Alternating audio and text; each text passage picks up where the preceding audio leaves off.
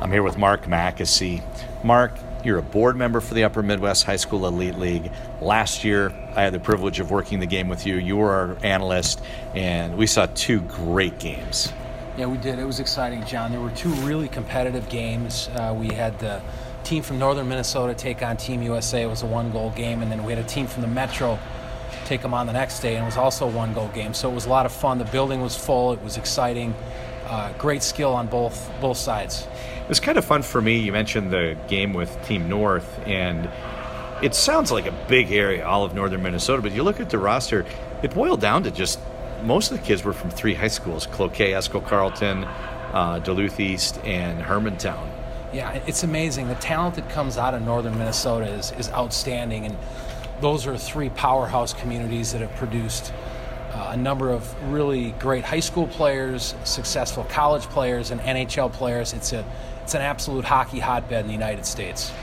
I think the national program, the USA Hockey, does a great job of making people aware of the national team development program, constantly showing off how well the team's doing and players that have gone on. And I don't know that a lot of people outside the borders of Minnesota, maybe parts of North Dakota, are that familiar with the Upper Midwest High School Elite League. So why don't you tell people that aren't from here what it is that really has worked, it's been around a long time, and why the Elite League is so successful. Yeah, I mean, the Upper Midwest High School Elite League, number one is we've got really strong sponsors that support the league, and they see the value of high school hockey. Secondly, we get the best kids in the state of Minnesota. It's like you said, John, some from North Dakota, and there's a team from Wisconsin, and collectively they play against each other, and it's really best on best during the fall before the high school season. So it's really, there's great sponsorship, there's unbelievably talented players that are competitive, that they want to, basically they want to show everybody, who's the best of the best in Minnesota high school hockey. And then there are also great coaches in the league, former NHL players, Mike Craig, Sean Toomey, Paul Ranheim, to name a few, Chris McAlpine, guys that know what it takes, that played at the highest level, and that are giving back. And I think a lot of that's going to be on display today. They've come since 2013, and we've seen some great results for the Elite League, some very close games. I know several recent victories, so I think we're going to have people outside the borders of Minnesota see today what Minnesota high school hockey is all about and how the Elite League is an essential part of the progression for Minnesota's top players. When we flip over and look at the other team, the national team seems to have a formula, if you will. There seems to be a little pattern on how they form their rosters. Sometimes players go through the program successfully, and I think it increases the likelihood their younger brothers could go through. So we've got some examples. Seth Jones plays in the NHL, and his brother Caleb went through. Minnesota Wild player Jordan Greenway. Next year, J.D. Greenway went through. What about today's game? Well, I mean, you've got some real interesting ones, and the first one that jumps out is Luke Hughes. And, the younger brother of Quinn and Jack Hughes, two just outstanding U.S.-born hockey players that are going to have great NHL careers. Younger brother Luke is the next one coming through. You've also got Justin Janicki, who is a Minnesota kid. His older brother Trevor played for this team a few years ago. So it's definitely it's a family business, if you will. Luke Hughes is the third member of the Hughes family. Quinn was an early pick. And then we have Jack Hughes was last year's number one NHL draft pick. I think he's one of the first third in the family to go through. Sasha Pastajov, another one out there on the ice today. His older brothers Nick and Michael, both at the University of Michigan, went through the program. 98 and 99 born players that went through this program as well. The other thing that seems to be real common, they've been coming here since 2013. We see a lot of players who had NHL fathers. Some examples: Graham McPhee, father George McPhee. I think he's the general manager right now for Vegas Golden Knights. Minnesota North Star player Mark Tenorti, his son Jared Tenorti went through the program. What a wonderful Czech player, Jake Pavaka, the son of Michael Pavaka. And no exception this year, we've got some players whose fathers played in the NHL. Yeah, I mean, the first one is Ryan St. Louis, Father Marty, who I know he's real involved with coaching youth hockey. I believe it's in the Florida area. And so that's obviously an exciting connection. His father's got his name on the Stanley Cup. He's an outstanding player. Tyler Boucher is another one. If you watch games on NBC, sometimes down on the glass, sometimes he's in the studio. Brian Boucher, longtime NHL goaltender, his son Tyler. There could be some others that we miss. Sometimes I don't recognize from the last name, but those are just some of the many examples over the years that have had players, and they send them. They can play anywhere. Obviously, these kids are good enough, and they've sent them to play for the national team. So that's always interesting for me to see. The other thing is the star power. When we look back at the rosters, I look at the NTDP, and it's Eichel, Kane, Matthews. These are the top players in the NHL. But the Elite League, they can rival that.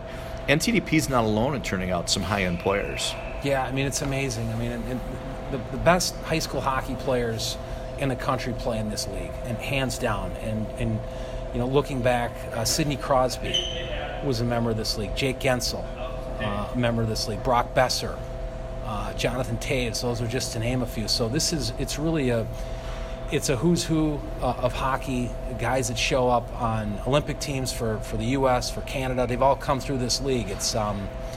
It's really amazing, and the list just keeps growing. A couple others that come to mind. I think Ryan McDonough went about 15th in the draft. I know he's been a captain in the NHL. Casey Middlestat went 8th in the draft. They played their senior years for Minnesota high school teams, and it really is a testament to the great level of play for high school hockey and the state of hockey. So, Mark, any final thoughts about this weekend and the games that we're about to watch? No, I tell you what, John, it's going to be exciting. The building's going to be full. The games are going to be competitive. It's best on best. Team Minnesota taking on Team USA. Looking forward to it. That's Mark Mackesy, board member for the Upper Midwest High School Elite League.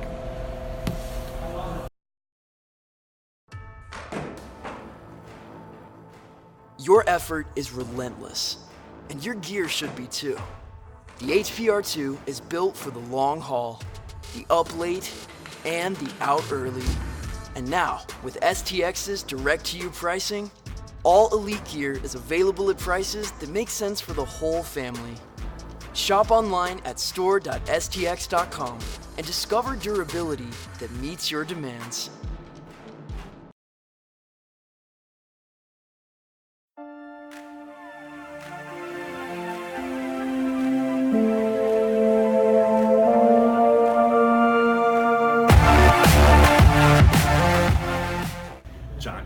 Charlie Strobel, Hill Murray High School, Minneapolis St. Paul Magazine in the Upper Midwest High School Elite League.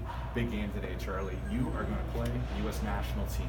So thoughts about the Elite League, thoughts about Minnesota high school hockey, thoughts about what it's like to play a game like this.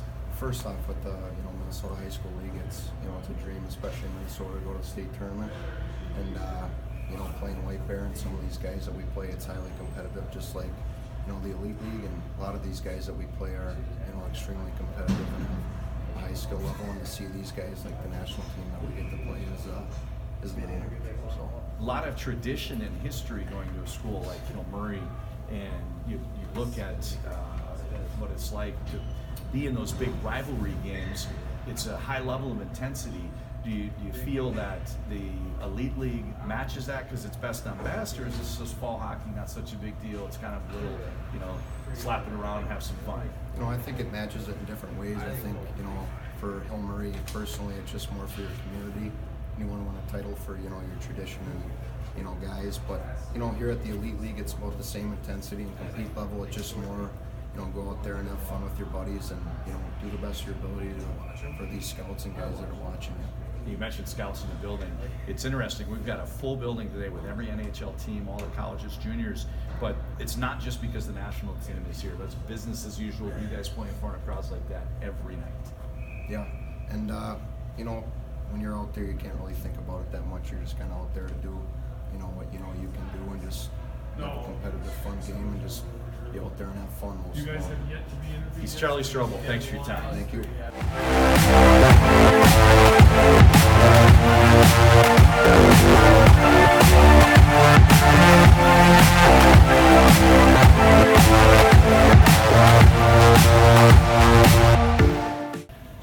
Conley here with Luke Crone. Luke, Elite League's off to a great start. Entering this weekend, the leading scorer in the Elite League. Tell us about how the Elite League has been for you and what it's going to be like playing a game this weekend against the U.S. national team. It's been a great experience playing against all the greatest players in Minnesota and playing with your buddies from the same regions. It's going to be unbelievable playing people with the USA jersey on their chest and just taking that in. Hopefully we can get a win against them. So one of the things that's nice about a game like this is the contrast in styles or development philosophy.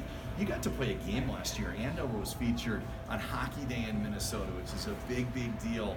And you got to live at home, go to class with your friends. So just tell us maybe a little bit about last year's high school season and how nice it was to be a part of an event like Hockey Day in Minnesota, because not many kids get a chance like that. Yeah, it's just high school hockey in Minnesota. There's nothing better than playing with all your buddies in front of all your students and fans. It's nothing better. Playing on a hockey day was unbelievable. It was a little cold up in Bemidji, but it was awesome and great experience. I wasn't up there. It was a lot cold up in Bemidji. Want to wish you well the rest of the way. Thanks, Luke. Yeah, thank you very much.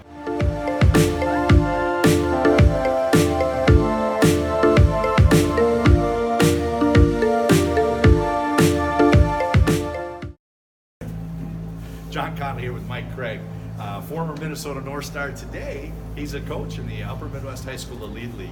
You've had an opportunity the last few years to coach in games against the national team. I know there've been some memorable games. So maybe tell me about last year or prior years. What's it been like?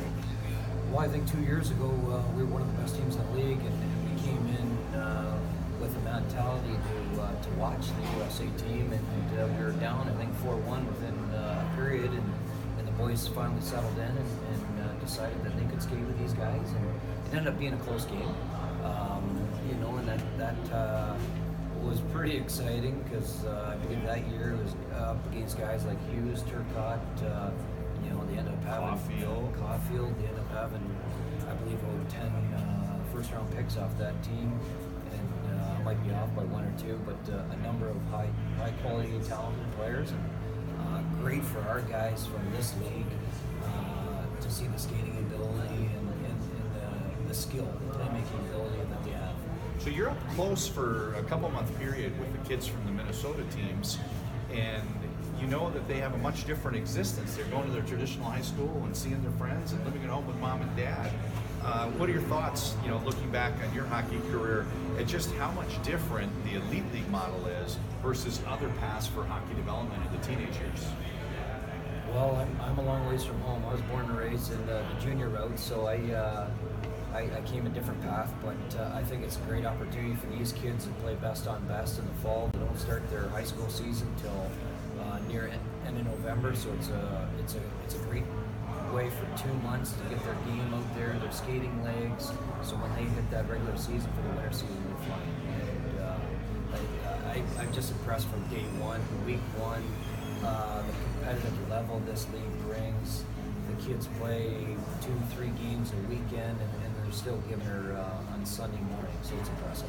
And is there anything for a viewer watching that they should be looking for in the game itself, or specifically the national team or the team from the high school league? Well, I just think when you watch the national team, they're the best from the country, and they all can skate. They have the skill, but I don't think our guys this weekend in the past, they got to have that mentality. They're not taking a back seat. They can play with them. They can compete. They have the energy, and let's try and get a couple wins out here this weekend. Good stuff. Thanks, Coach.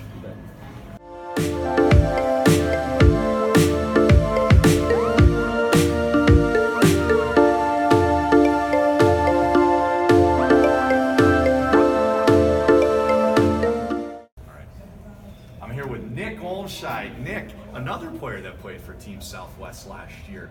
It was an exciting game, an opportunity to play against the U.S. national team. What are your memories? I remember just getting prepped for that game. It was super hype. Big crowd. It's exciting to get to play against a team like that. Not many people can say they got to play against USA. And anything specific stand out in the course of the game? Maybe some standout players that you played against, or some guys on your team that really stepped up and answered the bell. And I remember it was a close game. I think I remember maybe Jet Jungles and Josh Woodkey playing really good in that game. always making plays for us, and obviously a good amount of players on the USA making plays. Tough to play against. Yeah, well, great. Well, thanks for your thoughts. We've got a couple games this year, and they're going to play some different Elite League teams, give some more kids the opportunity. Best of luck to you. Thank you.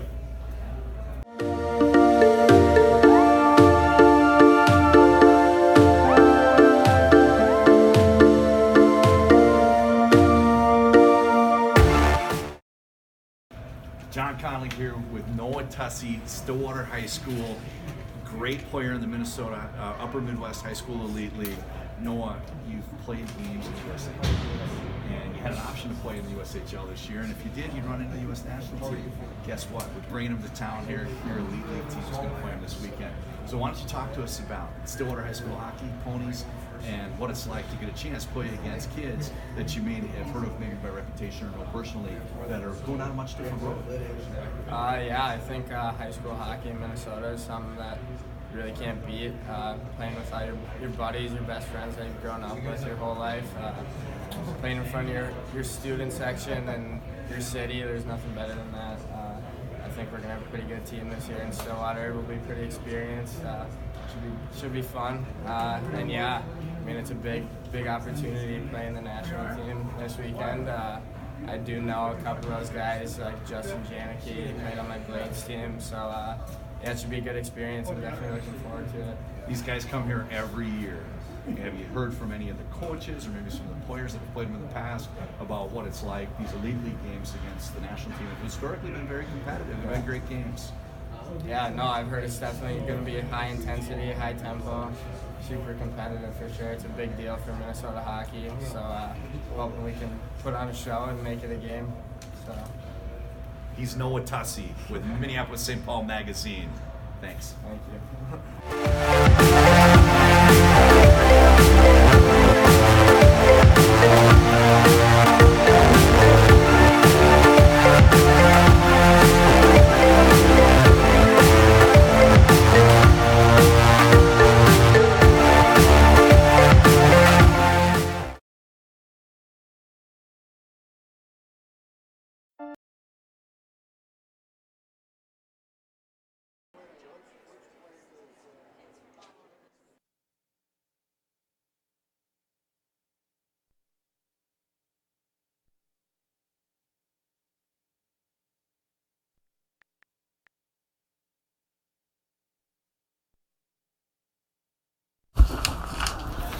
I'm here with Coach Chris McAlpine, Minneapolis St. Paul Magazine. So, Chris, you've had a chance to coach against the national team before.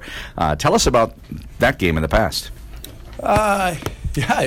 Those are fun games. It's great for our guys because a lot of them, I mean, this is kind of their peer group. A lot of these guys, they've played against each other, they've known each other, and of course, obviously, USA, they come from all over, and they're the so-called most talented kids in the state, or top hockey players, which all these guys aspire to be. And when you're wearing USA on your jersey, that's pretty prideful for these guys. So it's a big challenge for our guys in the Elite League, but it's one that they really relish.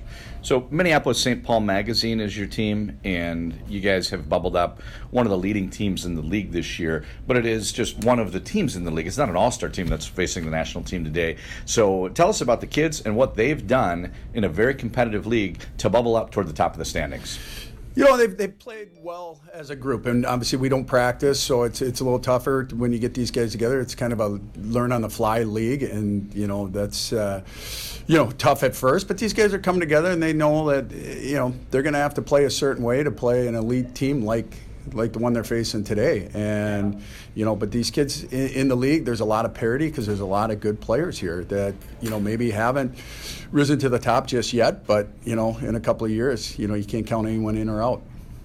So historically, these games have been very, very close. I'm sure we're going to have another one today. Yesterday's was a good game, 5-2 with the Elite League's Sanford Power really giving them a real good, solid performance. So what can we expect today in terms of gameplay? Is it up and down the ice? You're going to try to maybe clamp down the neutral zone? Are there anything tactically that you do in a game like this? Because as you mentioned, the team's together, but you kind of make adjustments on the fly. apply? Yeah, I mean, obviously, we need everyone to bring their A game to play a really skilled, smart hockey team like the 17s are. So we, like I said, everyone's got to bring their game, and they got to and we got to play our game, and go after them, and we got to just tighten up defensively because these guys, you give them opportunities, they're going to bury them. Thanks. That's Coach Chris McAlpine with Minneapolis St. Paul Magazine. Good luck today.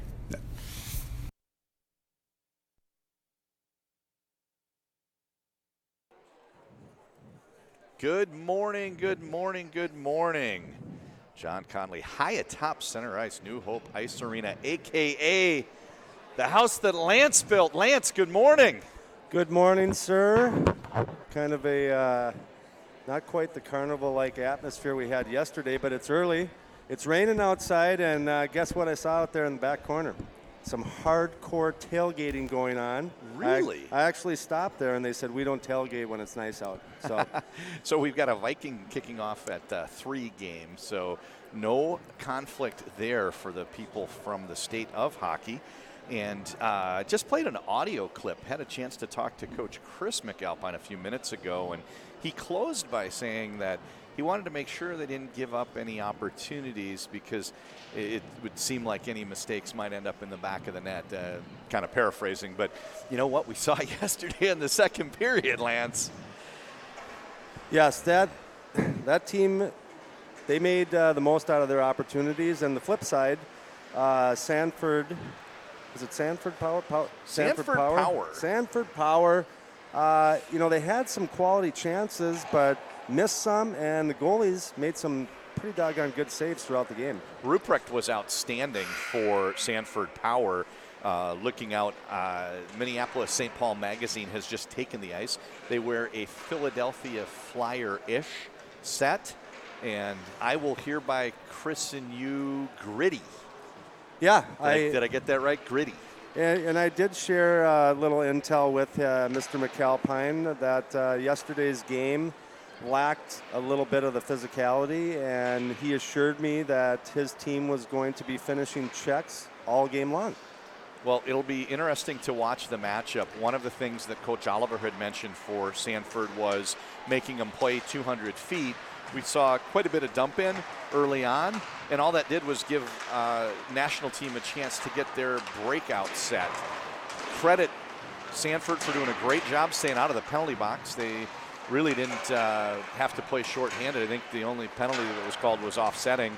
So they were disciplined in some ways, but when things got, I guess, going against them a little bit in the second period, every little crack, that door was kicked open, and there was a grade A scoring chance for about a half of that second period, and that allowed the national team to open up a 5-1 lead. Yeah, they have to be very strong on the blue lines. That's Minneapolis St. Paul, because as you mentioned, the development team, they like to get on the horse quick. When there's a turnover, that puck is up the ice and in the offensive zone very quickly. To be honest with you, a couple breaks for Sanford yesterday, it could have been a completely different game. Absolutely. They had done a great job falling down 2-0 in the first period, Lance, answering right back moments later with their first goal. Period ended 3-1, but that latter 7 minutes of the period, they had a ton of scoring chances, converted one. 5-2 was the final. So I think that's enough about yesterday's game. Let's flip gears and look at today's. Same lineup for the U.S. national team. They wear white, blue shoulders with some red accents, and same lineup. So it'll be interesting to see. I know last year there were players that were outstanding day one that weren't as much of an impact day two, and vice versa. So which are some of the players that caught your eye from the red, white, and blue? They're all so solid. I mean, it's hard to just pick one. But like I mentioned, I thought that Janicki, Lucius, they seem to have the puck on their stick a ton. Their defense are very mobile, can move the puck, and aren't afraid to get involved in the offense. So I'm not going to say that Minneapolis St. Paul has their hands full, but they got to come out hard. First 5 minutes is very important. And they're a little more informed now. They knew what went on yesterday, probably some saw part of the game. So they're a little more prepared, and we're going to see if they can play a consistent game each and every period, because that's what they're going to need to beat this team. So Imberico is hurt, one of the two goalies for the national team. Last weekend he was hurt as well. They ended up playing a borrowed goalie a little bit in their second game. It'll be interesting to see if they do the same. Josh Seeley, who's actually a 2001 born, much older than the players on this team, 2003 born, he is suited up and he may get in the game today. Gibson Homer went the distance yesterday and he was outstanding. A very large goaltender at 6'5". He was quite mobile. He's committed to Miami University in Ohio. So a couple players that caught my eye. The Minnesotans had the first three goals. They brought three Minnesotans, Justin Janicki, Chaz Lucius, and Jacob Martin. All three scored in the first period, so that was kind of nice. Homecoming, I talked to Chris McAlpine about it. He said that's just awesome. He said, it's just great for them. Liam Gilmartin had the big second period. He had their fourth and fifth goals. He was outstanding. Can't say enough good things about Luke Hughes. He's the third of the brothers to go through this program. He was great yesterday. And I really thought Roman Schmidt, 6'5" and quite mobile for age 16. He's an interesting one to watch. Almost looks like Kane or the Undertaker in professional wrestling. He's so much bigger than everybody else on the ice. Yeah, he is a monster, and as you mentioned, he's got some dangles too for a big man. Another guy that I like was that Ty Gallagher. He can handle the puck on the blue line and keep plays alive. On the other team, Minneapolis St. Paul Magazine, I'm looking forward to watching some of the players that I've coached in the past. It's been a couple years since I've seen them play, so it's going to be neat to see where they've come since the last time I was in front of them. I'm the same way. I knew three of the players from my days living in Florida. National team has three players that played their youth hockey there and got a chance to see them. Great to see the progress. They just keep getting better and better, and obviously being a part of this team. Kind of a good lead in here. Our between period guests 1 and 2, Ryan San Luis for the U.S. national team and Carson Reichels for Minneapolis St. Paul Magazine. So let's go deep on this Minnesota roster here. All of the players on MSP Magazine are from Minnesota, mostly in the northeast suburbs of the Twin Cities. And Noah Tussey is committed to University of Minnesota. Carson Reichels is committed to University of New Hampshire. But that's it for college commits. So a less heralded group than the average in this league, less heralded than the national team, but some very good players. I'm really looking forward to see Luke Crone. He's the leading scorer in the high school elite league after last weekend. Luke Crone from Andover. He's one of the top line centers for them. He's going to play with Tussey and Strobel, and I'm really looking forward to see those three. They're getting on the board is certainly a key for MSP Mag to have any chance today. Yes.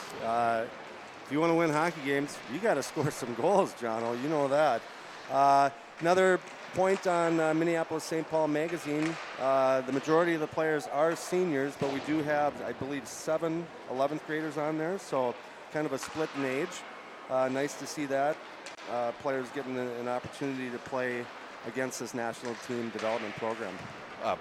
One of the things that's pretty common in Minnesota is you have a lot of people who are in Minnesota where the fathers played a different sport. So Junior Gates played for University of Minnesota. Father Brent Gates played baseball.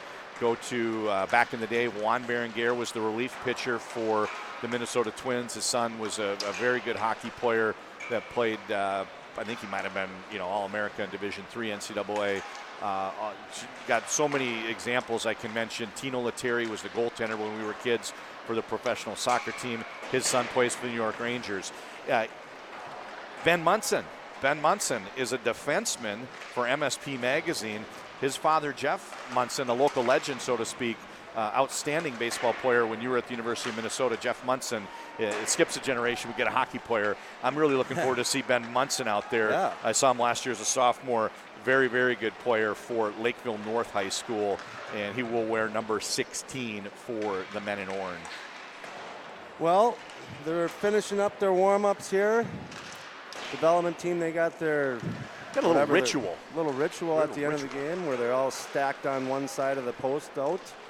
So we're getting ready to rock and roll here, ladies and gentlemen. The other thing I'm going to mention, I've seen a lot of scouts walking past here. So for these uncommitted kids on both teams, which there aren't many on the national team, but for Minneapolis St. Paul Magazine, this is a perfect opportunity to highlight their talents and to convince people to offer them a college scholarship. This is the best opportunity they'll have all year. There's a lot of visibility on this league. There are college scouts. There are junior scouts. There are NHL scouts in the building every time the Elite League takes the ice, but never more so than today with the U.S. national team in town. We've got people watching this game from all over North America, and this is a great opportunity. There was just a little segue back to yesterday, lads. There was a player I thought was particularly good, and we've got in proximity one of the coaches from the national team that is set up next to us taking some video, and he looked at the roster. He goes, oh, they have so-and-so. And I thought, oh, that's interesting. The national team coaches know who he is. Well, I was very impressed with this player. Went home, pulled him up on Elite Prospects. 2004 birth year. Oh, wow. Oh, yeah. So U.S. national team this year is the 2003 birth year. They have a very extensive scouting effort to get the best kids into the tryout camp, and they were aware prior to the game of one of the players on the ice, and I'm sure they were very pleased with what they saw. He was outstanding yesterday. Boys from northern Minnesota, boys from North Dakota, they really represented themselves well, left it all on the ice, and won the third period. I know that was important when I played. Coach is talking about, we're in a little hole here. Let's make sure we at least win the, second half of a basketball game or the third period of a hockey game, and they did that. So setting up at center ice, Rose, Thorson, and big Reichels on the right side. Carson Reichels, he's one to watch. Blaine was one of the teams in the state tournament last year, kind of a two-man focus for the forwards. Brodzinski was the National High School Player of the Year for all sports. I don't know what award, but he was the national, might have been Gatorade or somebody, National Athlete of the Year. And the other guy that made that team go was Reichels. And Reichels is physically imposing. He's bigger than most of the guys that will suit up today. So looking forward to seeing him. And you, if you notice, he's playing on the offside. Look for him to be cutting in the middle, getting to that grade A scoring, and letting it rip. Puck is dropped, and we are off. Strachey goes D to D over to Reschuk. Puck is turned over to Rose, up to Reichels. Reichels works in on that off wink, as mentioned, down into the corner, works along the end line, and puck is chipped away, nestled ahead by Red Savage. Out to the neutral zone. Here comes Savage, gains the blue line, takes it in wide, takes a shot from a wide angle. That's steered aside by today's goaltender, Derek Manzella. Derek Manzella from Egan High School. He is a 12th grader. He gets the nod for the start today. He is in goal for Minneapolis St. Paul Magazine. Strachey circling out of the corner. Headman's out to Boucher. Tipped by Wolf. The play continues in the MSP attacking end. Not for long, however. It's on to Gilmartin. Chip and no chase. All five go off for the line change. Easy breakout opportunity for Minneapolis St. Paul Magazine. This is waved off icing. Rose took a whack at it right around the red line. Down into the corner. 52 was Colby Saganuk. Saganuk, littlest player in the game yesterday, took a couple minor penalties, a little bit feisty, Lance. He's got the grit that you like. Yes, we got our first penalty of the game. Don't know if it's going to be checking from behind, but the program is going to be going on the power play here shortly, Ferd. Crone goes off, shorthanded situation for Minneapolis St. Paul Magazine. Face-off comes down to Manzella's right. And Lance, we get an opportunity to see something we didn't see much yesterday, which is Stars and Stripes go on the power play, give them a little bit of room. It's going to be interesting to see what their approach is, and do they connect on the passes, and are they able to get away from working the perimeter? Yeah, it's unfortunate for Minneapolis St. Paul Magazine because that was a really, really good start. So they need to kill this one and get back on the horse, get that momentum going. So they've inverted. They've put the defenders down low. They're using the largest player on the team, Roman Schmidt, down low. Janicki's pass did not connect with him, but this is what used to be called back in our younger days the Tim Kerr effect. Let's put our biggest guy down in front of the goal and see if he might be able to get some whacks at it. Schmidt is hanging out at that far blue line. I'm going to keep an eye on him. Looks like all four of the penalty killers are as well. Through the neutral zone, bringing it in is Ryan San Luis. San Luis chips this one back. Schmidt plays this out of the corner, out to the blue line up top. Working it down the blue line is Luke Hughes. We've got two Hughes players in this game. Luke Hughes wears 43. He's got the puck out at the neutral zone. Also on his team, 34, Jack Hughes. I will use all efforts to identify them as Luke and Jack rather than just Hughes. Entering the zone is Lucius. Lucius cuts to his forehand. Great hustle play there. Lance, I'm very impressed by Leighton Rode. These two grew up not too terribly far from each other. Rode, marking him very closely, did a great job winning the puck away there. They're doing a heck of a job in the neutral zone, making it very difficult for the U.S. to set up. Out top, Behrens takes a shot, and big, huge glove save there. Pastajov denied by Manzella, flashing the leather. First good look for Team USA. Got that seam pass across, got the goalie moving. But, like you mentioned, beautiful save. We saw some good goaltending yesterday from both sides. Over yes. to my left, it's not Gibson Homer in goal today. It is, in fact, Josh Seeley. Josh Seeley with a nice opportunity here. Borrowed player getting to wear the Team USA jersey. Let's keep an eye on Josh Seeley and see how he does. Not normally a member of this team. Behrens plays Devine. Devine fakes the shot, walks it in, sheds the defender, and oh boy, he got around Peters there. Peters was patiently waiting, but not patient enough, and what a great play by Behrens. Nice play here from Manzella, really protecting that post.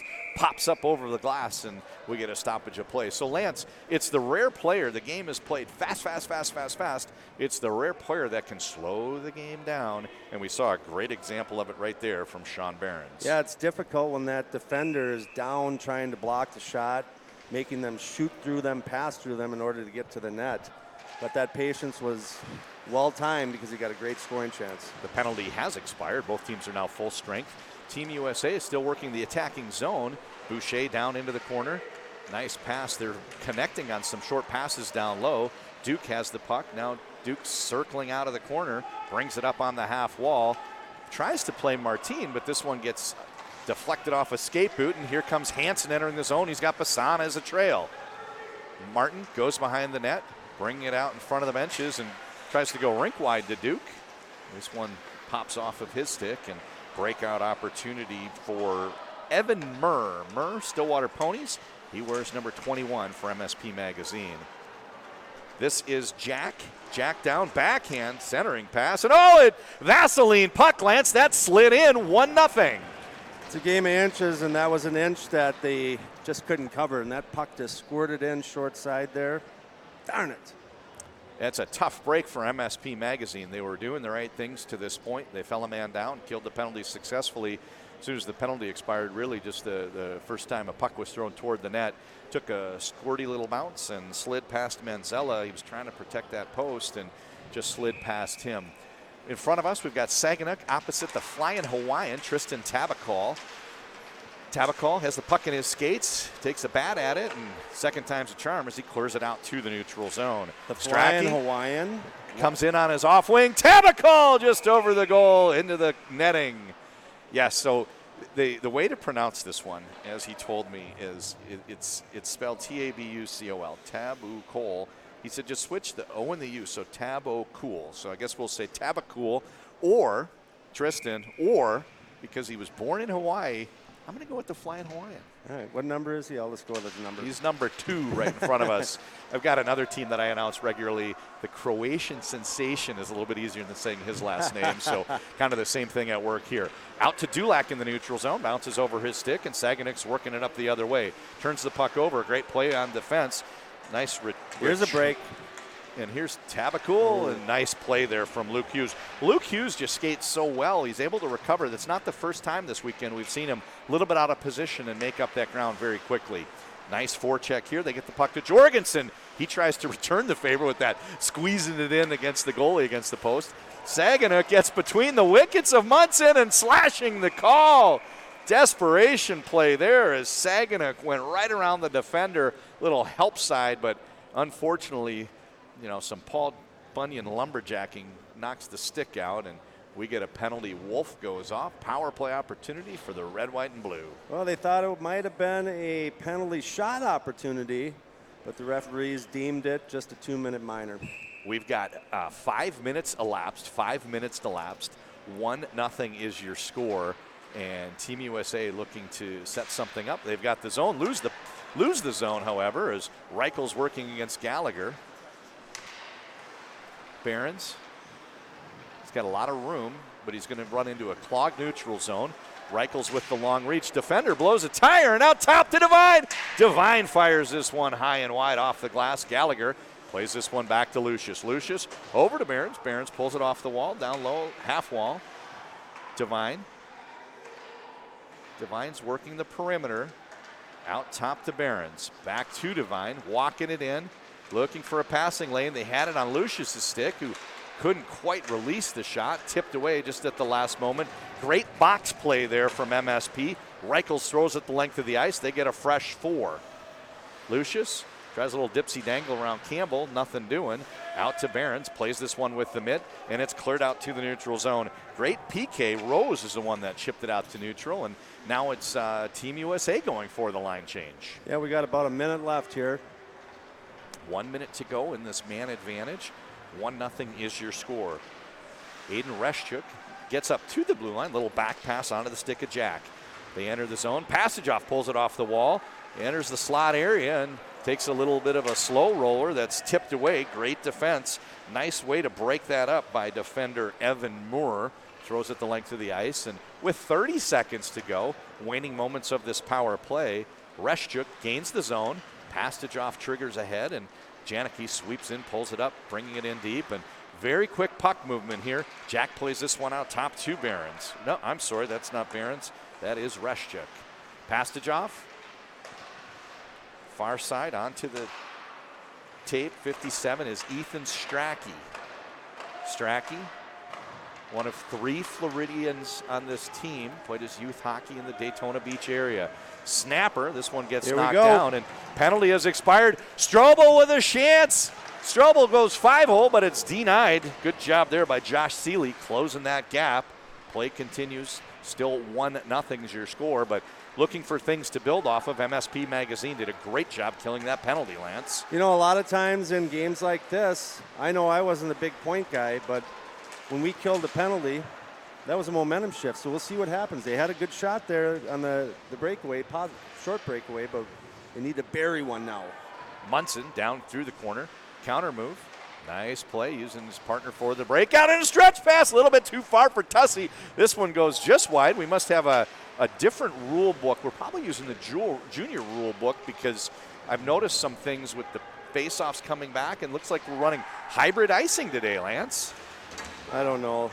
I leave it up to the top professionals wearing the stripes down there to make those decisions. Strobel with the forecheck. They play this one far side to Savage. Savage pass out to Boucher. Boucher, red line, blue line. Cuts to his forehand. Schmidt walking it in. He fires it just wide. Martin keeps this one in at the blue line. Good chance here. Penalty. Yeah, that was a trip. I thought you were leaving this to the professionals wearing the stripes. Hey, I'm just talking to these guys next to me here. They said it was a trip too. Well, you're mic'd up here, so we've got Lance Pitlick looking for the call there. Play continues. Gallagher pinching in on the blue line. Dulac chips it out to the neutral zone. Reeled in by Luke. Luke pays this one onto the stick of Gil Martin. Gil Martin lofts it down to the end line. Campbell's got 2 white jerseys pinching against him, and couple taps, they can't quite get it out. Second time's not a charm either. Kept in hugging the blue line by Redmond Savage. Gallagher walks it in, and wide angle shot from Gil Martin goes wide. Yeah, you saw he didn't dust that thing off. He was just getting it right to the net. Good save here from Manzella to kick it aside. Savage gets pinned up against the boards, stapled if you will. Puck pops out, and it's onto the stick of Team USA's Colby Saganuk. Saganuk's been very, very active this game so far. He's looking to make something happen every time he's on the ice. Chipped out to the neutral zone. Luke in retreat, not on his stick for long. Throws this one down the length of the ice. Dies in the corner. Campbell plays this to Peters. So, Lance, we're coming up on the first period's midpoint. Thoughts so far? I think we've seen a lot. 2 short-handed situations already for MSP Mag. Yeah, it's an enjoyable game. I mean, the teams are playing very hard. They're playing discipline, and they're not making many mistakes. This is dumped in at the red line by Thorson. He goes off for the line change. Hansen works down, and goaltender Josh Seeley fires it out to the neutral zone. Dumped back in by MSP. They're trying to establish their forecheck. We've hit the midpoint of the first period, and one of the things I've noticed today, not just on the power play, but even strength, Team USA is looking to spread the ice. We had 2 forwards, San Luis had another one, out at the far blue line when the defenders were back trying to come up with an exit path from their own end. That's, I guess, more of a modern style than that, 3-zone hockey, try to clear your zone, then work through the neutral, and they're trying to hit that home run pass and get up ice quickly. Yeah, I mean, that's riverboat gambling. If you can make the pass, it looks great. If you don't, Minneapolis-St. Paul is going to get some opportunities. Janicki circling out top, loses the defender who blows a tire, and huge save. Oh no, 5-hole, slippery puck gets through the legs of Manzella. He had recovered nicely, but couldn't get the puck reeled in, and it's 2-0 for Team Minnesota, or Team USA. Kind of the same as what we saw yesterday. There was a Minneapolis-St. Paul player that blew a tire. There's the breakdown, one pass, and it's in the net. So Lucius with the goal, banked it in off the goaltender's leg. It is now 2-0, and I will say I don't think 2-0 is at all indicative of how the game's been played. No, not even Should close. be much closer than that. Janicki walks it in, big save, gloved by Manzella. Faceoff comes to his left. Yeah, we got about half a period left here, and I think they got to feel really good about the start here. A couple tough breaks. They're getting their chances. They just got to capitalize one here quick and change that momentum. The kids are on the ice. The coaches are on the bench. They're down at ice level. Everybody can feel the tone of the game, and they know they're playing with them, but they can't feel good about the result when they look up at the 2-0 scoreboard. So next goal is a big one. Yesterday when it was 2-0, it was the Elite League team that scored the third goal. We're going to look to see what happens here, because getting this margin down to 2-1 would be very important for MSP to stay in this game. Chipped out to the neutral zone, and this is kept in at the blue line by a pinching Strachey. Nobody can quite get control of it. Rode backhands it, and now they're trying to break it out in front of the benches. Off the wall, nice move over in front of the benches by Reichels. Reichels just using his big frame to power up ice. He's going to be hard to knock off the puck if he ever gets ahead of steam. Well, I tell you what, if they can continue this pace of getting in the zone and finishing checks, that's going to be the secret sauce for them to get back in this game. Penalty upcoming.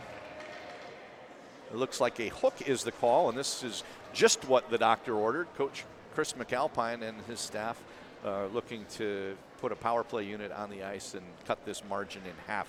So, Lance, I had a chance to talk before the game with our second period guest today. It's Scott Monahan. He's been with the U.S. National Team Development Program, had a hand in its creation. By the way, that's Jack Hughes that goes off for the hook.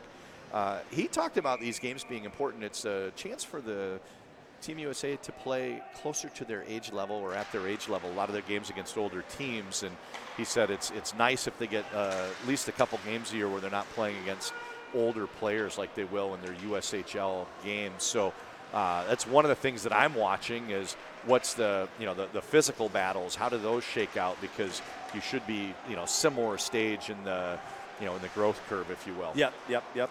Agreed.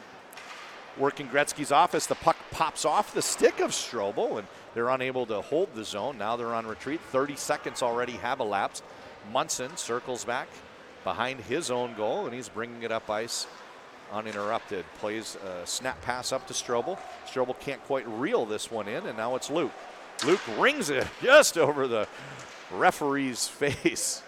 That was a danger spot there for the ref, and they fire it right back at him, Lance. Now I know why you leave it to the professionals wearing the stripes. I don't want any part of these pucks flying at me. 1 minute to go in this power play. 1 minute to go in Team USA's penalty kill. Snap pass comes over in our direction off the skate boot up to Strobel. Strobel can't get it around the big reach of Roman Schmidt, and now it pops onto the stick. 2-on-1 Duke. Duke's waiting for some help. He's got Luke Hughes, and buried into the back of the net, short-handed Hughes from... I'm losing track. I just said it. It was Hughes from Duke? I believe so. Hughes from Duke, and it is 3-1. Well, Hughes displayed some skating there.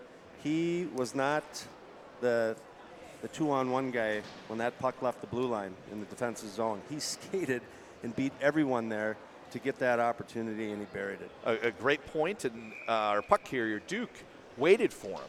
You know, he could have come in and played the one-on-one and tried to do it himself, and he recognized the situation very well. Had a chance to talk to a scout just before the game and talked about skills and where you develop those. And one of the things that's a big separator when you get to these older ages is who has hockey sense and who doesn't. Great play there from Dylan Duke. He waits for some help from Luke Hughes. Hughes joins the rush and makes it a 2-on-1 shorthanded goal, and it is now 3-1. Still a power play opportunity here for MSP Mag. Played out of the zone, onto the stick of Road. Road gains the red line, gains the blue line, dumps it in deep, and trailing 3-0. 5 seconds to go in this power play. Team USA is trying to avoid a too many men penalty there. A little bit of confusion over as Devine was trying to come out for someone that didn't come off. They play this up to San Luis. San Luis off of his backhand, cuts over, centering pass right through the slot area, and play continues. Onto the stick of Road, 2-on-1. He's got Reichels. Fakes the shot, fakes the pass, takes the shot, and good save there by goaltender Josh Seeley. That was a nice save. Down behind the end line is defender Ty Gallagher. Lofts it out to Devine. Devine chips this one up ahead to Janicki. Janicki gets it on his stick, waits for everybody to tag up, gains the zone, and now he goes on a guitar solo down behind the end line. Puck is still on his stick. Can you believe it? He's smooth. He's smooth. And now the puck finds him again. Played out to the blue line, Strachey. Strachey walks it down the blue line, but real good play here by Tabakul. Got a leg pad on it and just tipped it out to the neutral zone, forcing them to regroup. Murr steps up, tries to chip it around Strachey, gets it down deep into the corner. We're at 5 minutes to go first period, folks. 5 minutes to go in the first period. Janicki enters with Devine, and there's an empty net goal. A little bit of back and forth. Janicki to Devine, right back to Janicki. Menzella had followed the pass, and he had quite a bit to shoot at, banks it in off the post. 4-0 is your score. Beautiful goal by Justin Janicki. Yeah, an unfortunate pinch by the defenseman resulted in an odd man 3-on-1 rush. And you give this team those type of opportunities, you're not going to do very well. It's going to be interesting to see what happens next. You know, we had a game last year, 4-1. National team was ahead. Timeout was called. Ends up 4-3. And the Elite League team from the north had a chance with power play late to tie it up. We had a game yesterday. You know, it looked like it might get a little bit one-sided. And then things really leveled out, and the kids did a great job. Won the third period, and the final margin was not, you know, so one-sided. Right now, with 5 minutes to go, it's 4-0. 3-on-2, and the pass doesn't connect. Bassan a little bit too far up ahead for Thorson, and now we're breaking out the other direction. Here comes Boucher. Boucher waits for his line mates, takes the shot, and big save there. It's off the stick of Weiss. They switched goaltenders. I missed that, so Weiss is in. Weiss has come in, plays for Owatonna High School, where he's in 12th grade. So you look at some of the plays that are made and the plays that are made under pressure. A lot of these players make it look so effortless. I mean, they put a lot of time in perfecting this, so when they have an opportunity that they're able to execute. Team USA is doing it more today than Minneapolis St. Paul Magazine, but we still got a lot of game left. Tussie with a scoring chance, and credit Tussie with creating that chance. He really hounded with the pressure. The puck came down to the goaltender.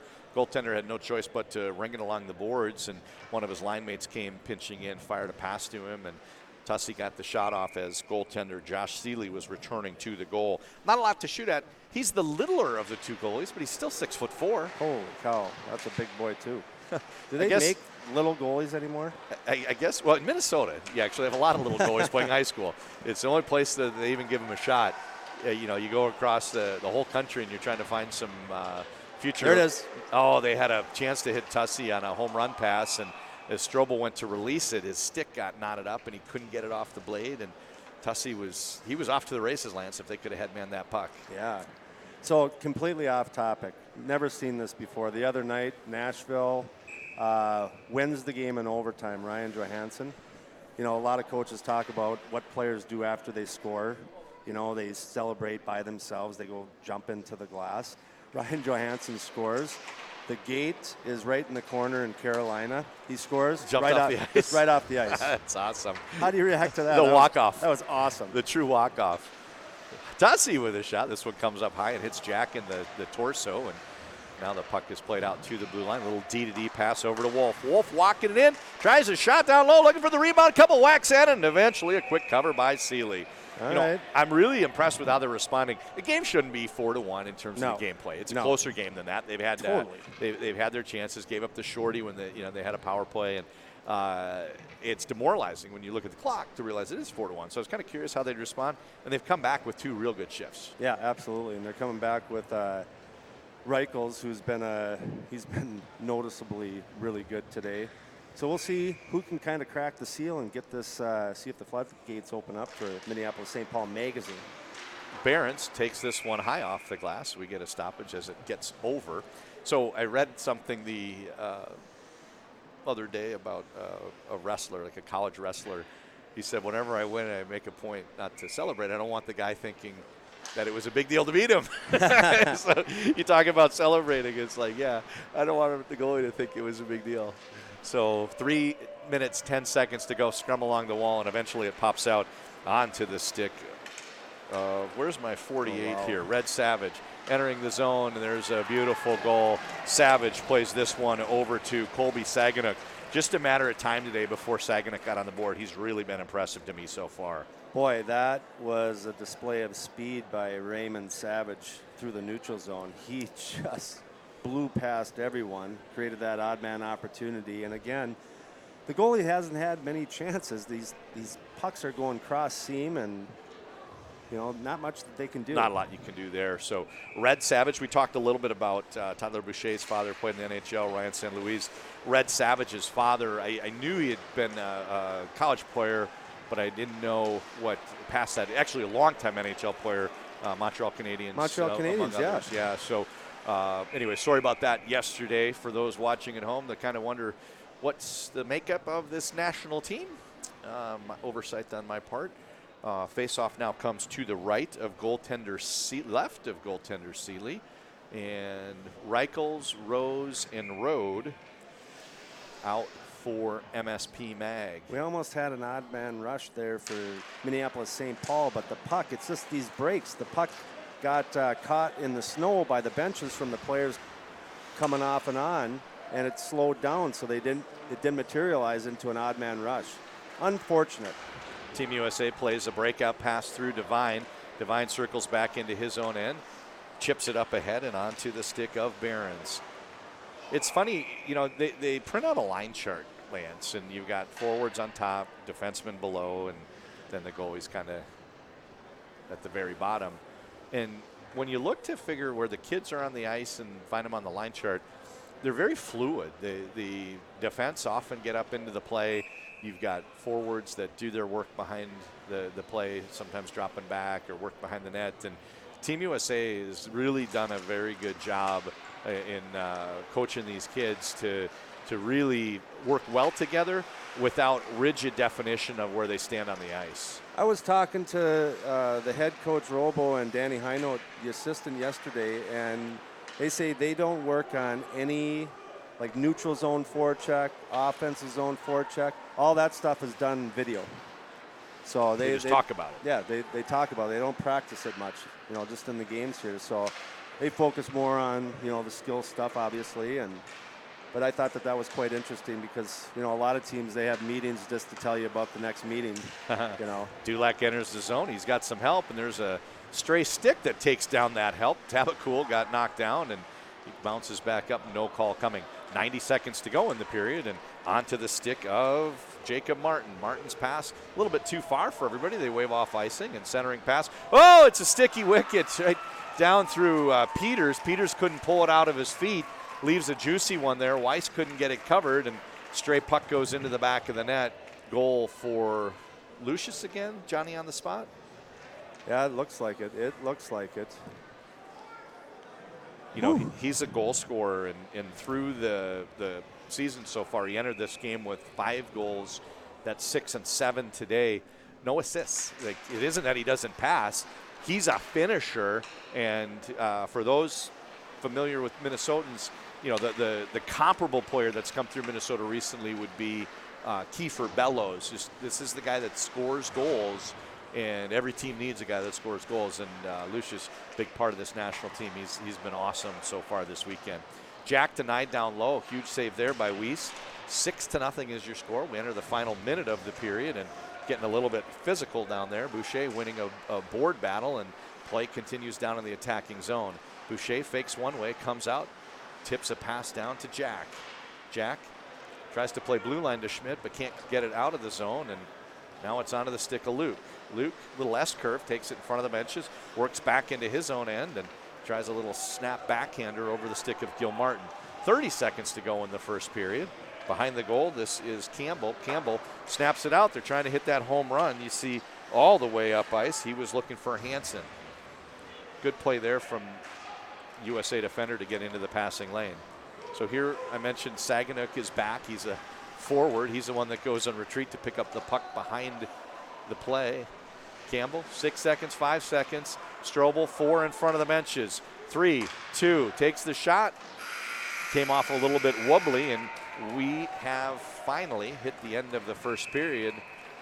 Touchdown for Team USA in a game that's gameplay is much closer than that, wouldn't you say, Lance? Yeah, we got a little scrum going on in the quarter here. I kind of like that. So here's my take. The one thing I love about this sport is that even though it's a 6-0 game, there's it 7, 6? They missed the extra point. Okay, and they missed the extra point. So we're down by 7, down by a touchdown. I was down in Florida. I think we were playing Tampa, and we were down, I think, 8-1 after the first period. We ended up coming back and winning the game. So it is possible. I don't know if it's plausible. What? Yeah, we ended up 8-1. And we ended up coming back and winning like 9-8. It was crazy. Wow. So it is possible. They got to play. They're not playing bad, but here's where I think they got to really make improvements through the neutral zone. They are getting beat they've got beat all period long up the ice. They had zero back pressure, which resulted in them just out competing, losing that battle, getting an odd man rush, and they're finishing. Yeah, it was definitely a period they would like over, and they get 2 chances at it. We'll see what happens with the second and third.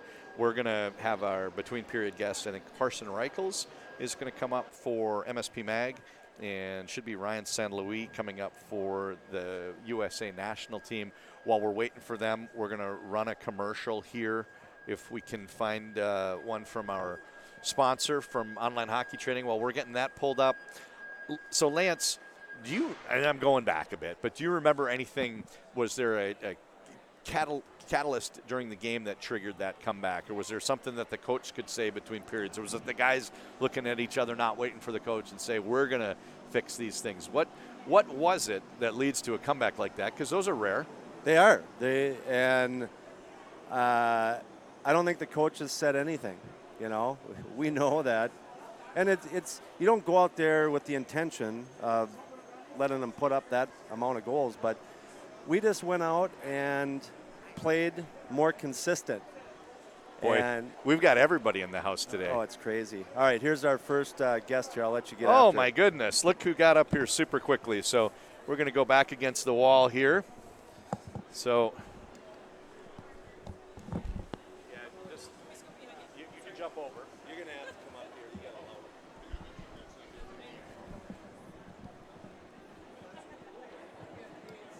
I think you should be good at it.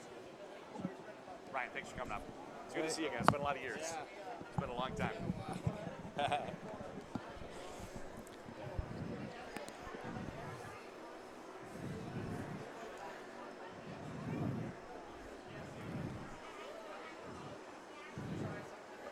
All right, we're ready? All right, John Conley here with Ryan San Luis. So, Ryan, thanks for coming to Minnesota. Thanks for taking time, taking the skates off, running up between periods. So, give a little look. We got our social media guys here going to take some pictures and get those spread across the internet. So, whoa. Wow, you guys are shorthanded. The double minors on the board. We'll get back to that. Lance and I'll talk that when we come back on. But part of the national team, congratulations. We crossed paths years ago back in Florida before your dad retired.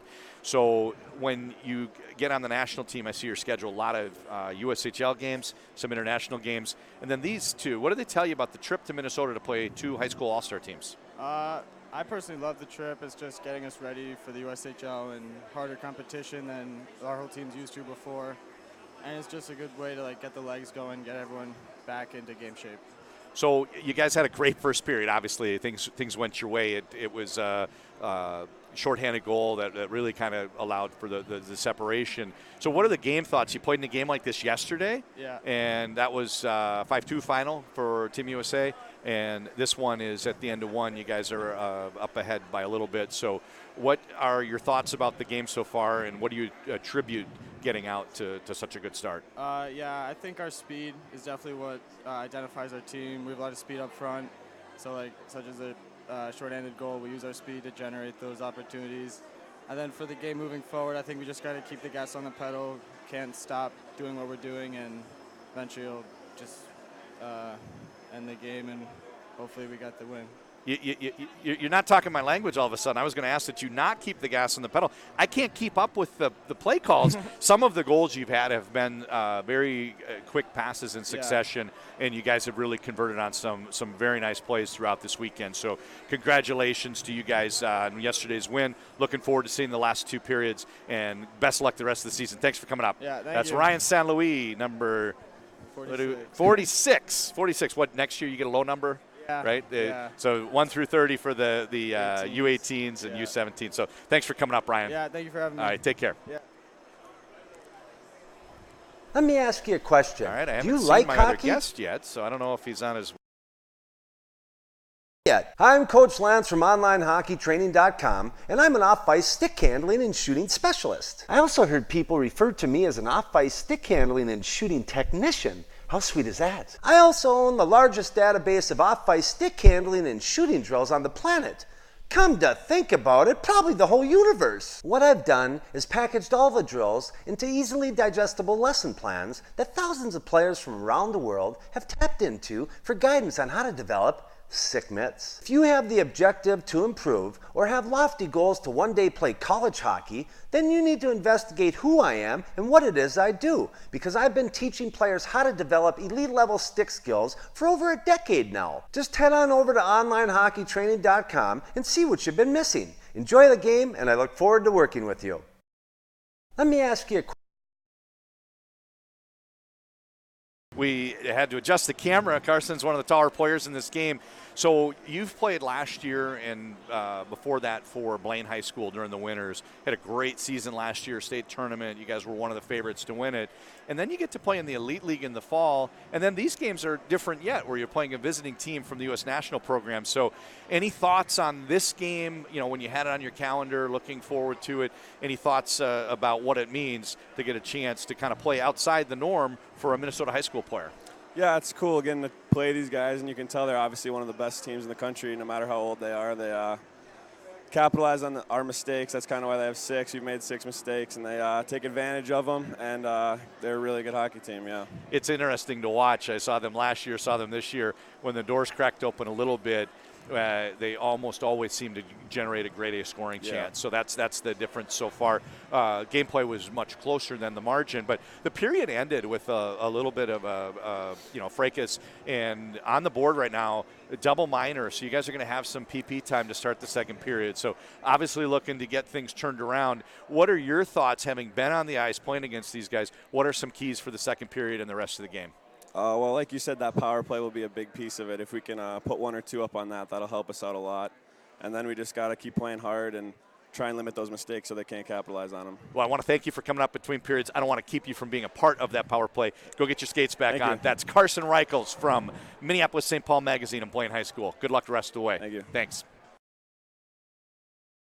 Let me ask you a question. Do you like hockey or do you love hockey? If you love hockey, why haven't we met yet? I'm Coach Lance from OnlineHockeyTraining.com, and I'm an off-ice stick handling and shooting specialist. I also heard people refer to me as an off-ice stick handling and shooting technician. How sweet is that? I also own the largest database of off-ice stick handling and shooting drills on the planet. Come to think about it, probably the whole universe. What I've done is packaged all the drills into easily digestible lesson plans that thousands of players from around the world have tapped into for guidance on how to develop sick mitts. If you have the objective to improve or have lofty goals to one day play college hockey, then you need to investigate who I am and what it is I do, because I've been teaching players how to develop elite level stick skills for over a decade now. Just head on over to onlinehockeytraining.com and see what you've been missing. Enjoy the game, and I look forward to working with you.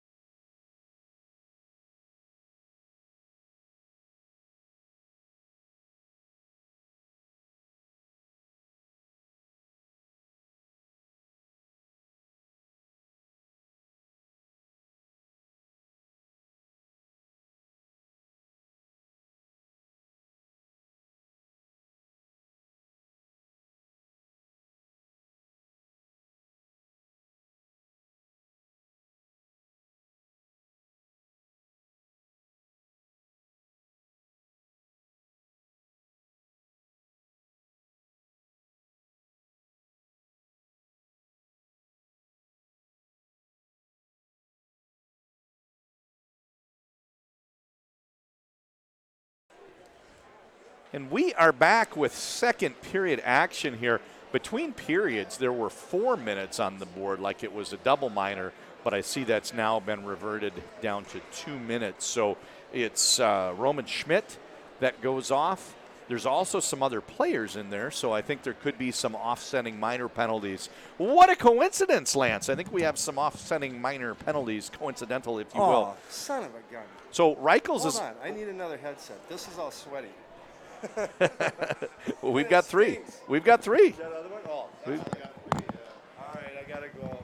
God, I don't get paid enough. I don't get paid enough for this. So our between period guest is actually on the ice. So I've always try to make sure when you ask somebody for a favor, you're not imposing upon them. And when Reichels was here and the Zamboni was done, I was a little worried. But Reichels is on the ice opposite Gil Martin. And we got Boucher, Strachey, and Reshchik.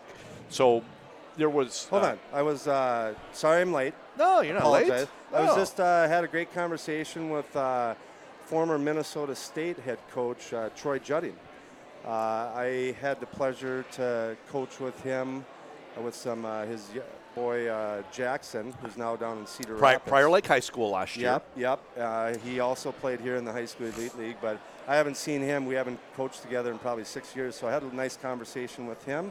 He's out watching, I guess, a childhood friend of his son on the team. Crone? Is it Crone? Okay. Yeah. Richfield. Yep. So there we go. I don't know a Crone from Richfield, I don't believe, but I know the Judding family, starring in the 80s, Richfield High School, back when Richfield still was pretty strong. Oh, stick gets underneath Munson's foot, but no tripping call. So it's very important that they get some zone time. 20 seconds has already elapsed on this power play. They get the puck to Rose. Boucher with a great steal.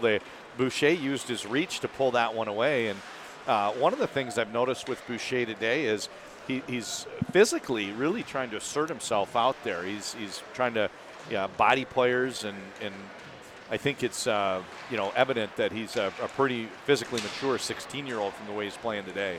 Yeah, absolutely. Ooh. Short-handed, la-di-da-di. That's Red Savage with the shotty. All by himself, the assists go to nobody. So what was said by Reichels? I missed the interview. I'm old. I got to go use the bathroom often. He said that. We made 6 mistakes. They scored 6 goals. He said we can't make any mistakes, and that's one of the things that we talked about after yesterday's game and the pregame today. You don't have to give much of a crack. They just kick open the door, and there's been goal almost every scoring chance, and a scoring chance almost every glimmer of hope. So Red Savage enters the zone. This one's tipped out to neutral onto the stick of Behrens. Behrens hits coming out of the zone right onto the stick of Janicki, and now it winds up on the stick of Bassan.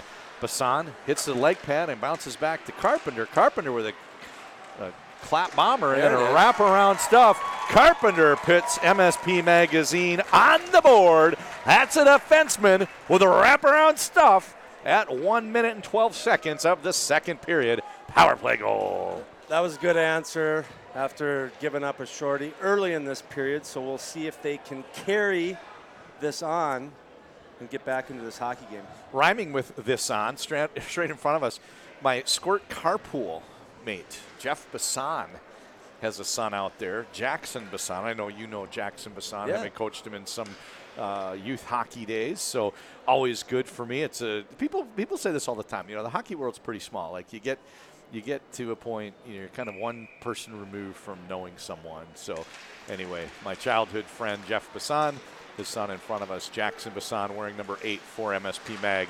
Puck pops over his stick. This time he's going to get a chance to pull it off the wall. Arrives there same time as defenseman Strachey couldn't quite get that one up onto his stick. Now they play. Good play here to Hansen. Hansen, bobbling puck, gets around the defender, and denied. Huge save by Josh Seeley. Keeps this one at 7-1, but all of a sudden, an offense that had been somewhat feckless, they've got a goal and looking to add to that mark. Yep, and I said this yesterday. Second period is a huge period. You always want to play as much as you can in the offensive zone. You got the long change. You get these guys tired. That's when mistakes happen, and that's what they're doing right now. Shot whistles, and we got a head. Look at Strachey, takes him down. It's getting a little heated. Now Strachey's got to contend with Wolf.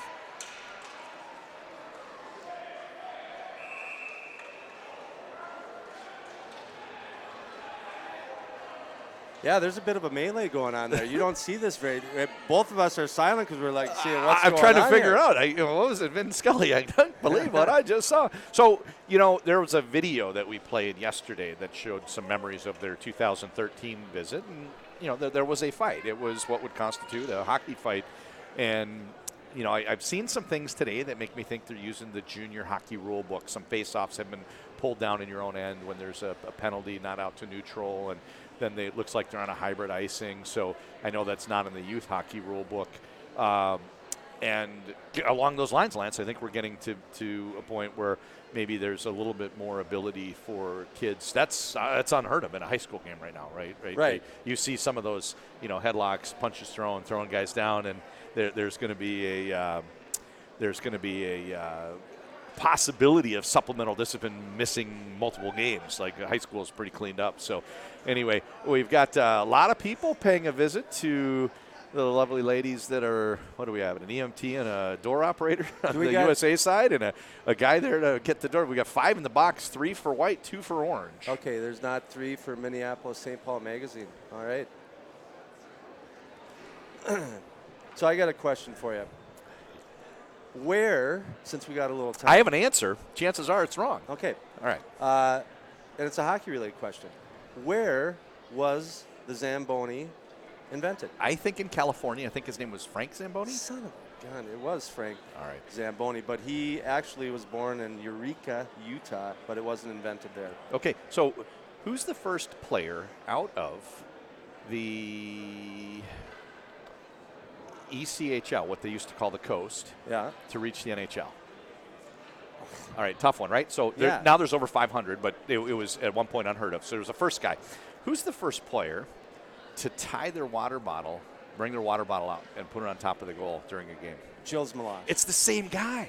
Oh. It's the same guy. His name's Scott Gordon. I think he's assistant coach for the but he's the answer to like 2 strange trivia matters. So he's I think he was assistant coach for the Islanders, but he was the first player. He's a goaltender that played in the ECHL that reached the NHL. But when he was in college, I think it was a game, and it might have been Chris Terreri. There was a couple guys that just said to each other, let's bring our water bottles out and put them on top of the goal. Now you teach shooting, and one of the things you teach kids to do is juggle the water bottles. Like, send that thing flying. and you wouldn't, like, we didn't grow up juggling water bottles. There was no water bottle to juggle. No.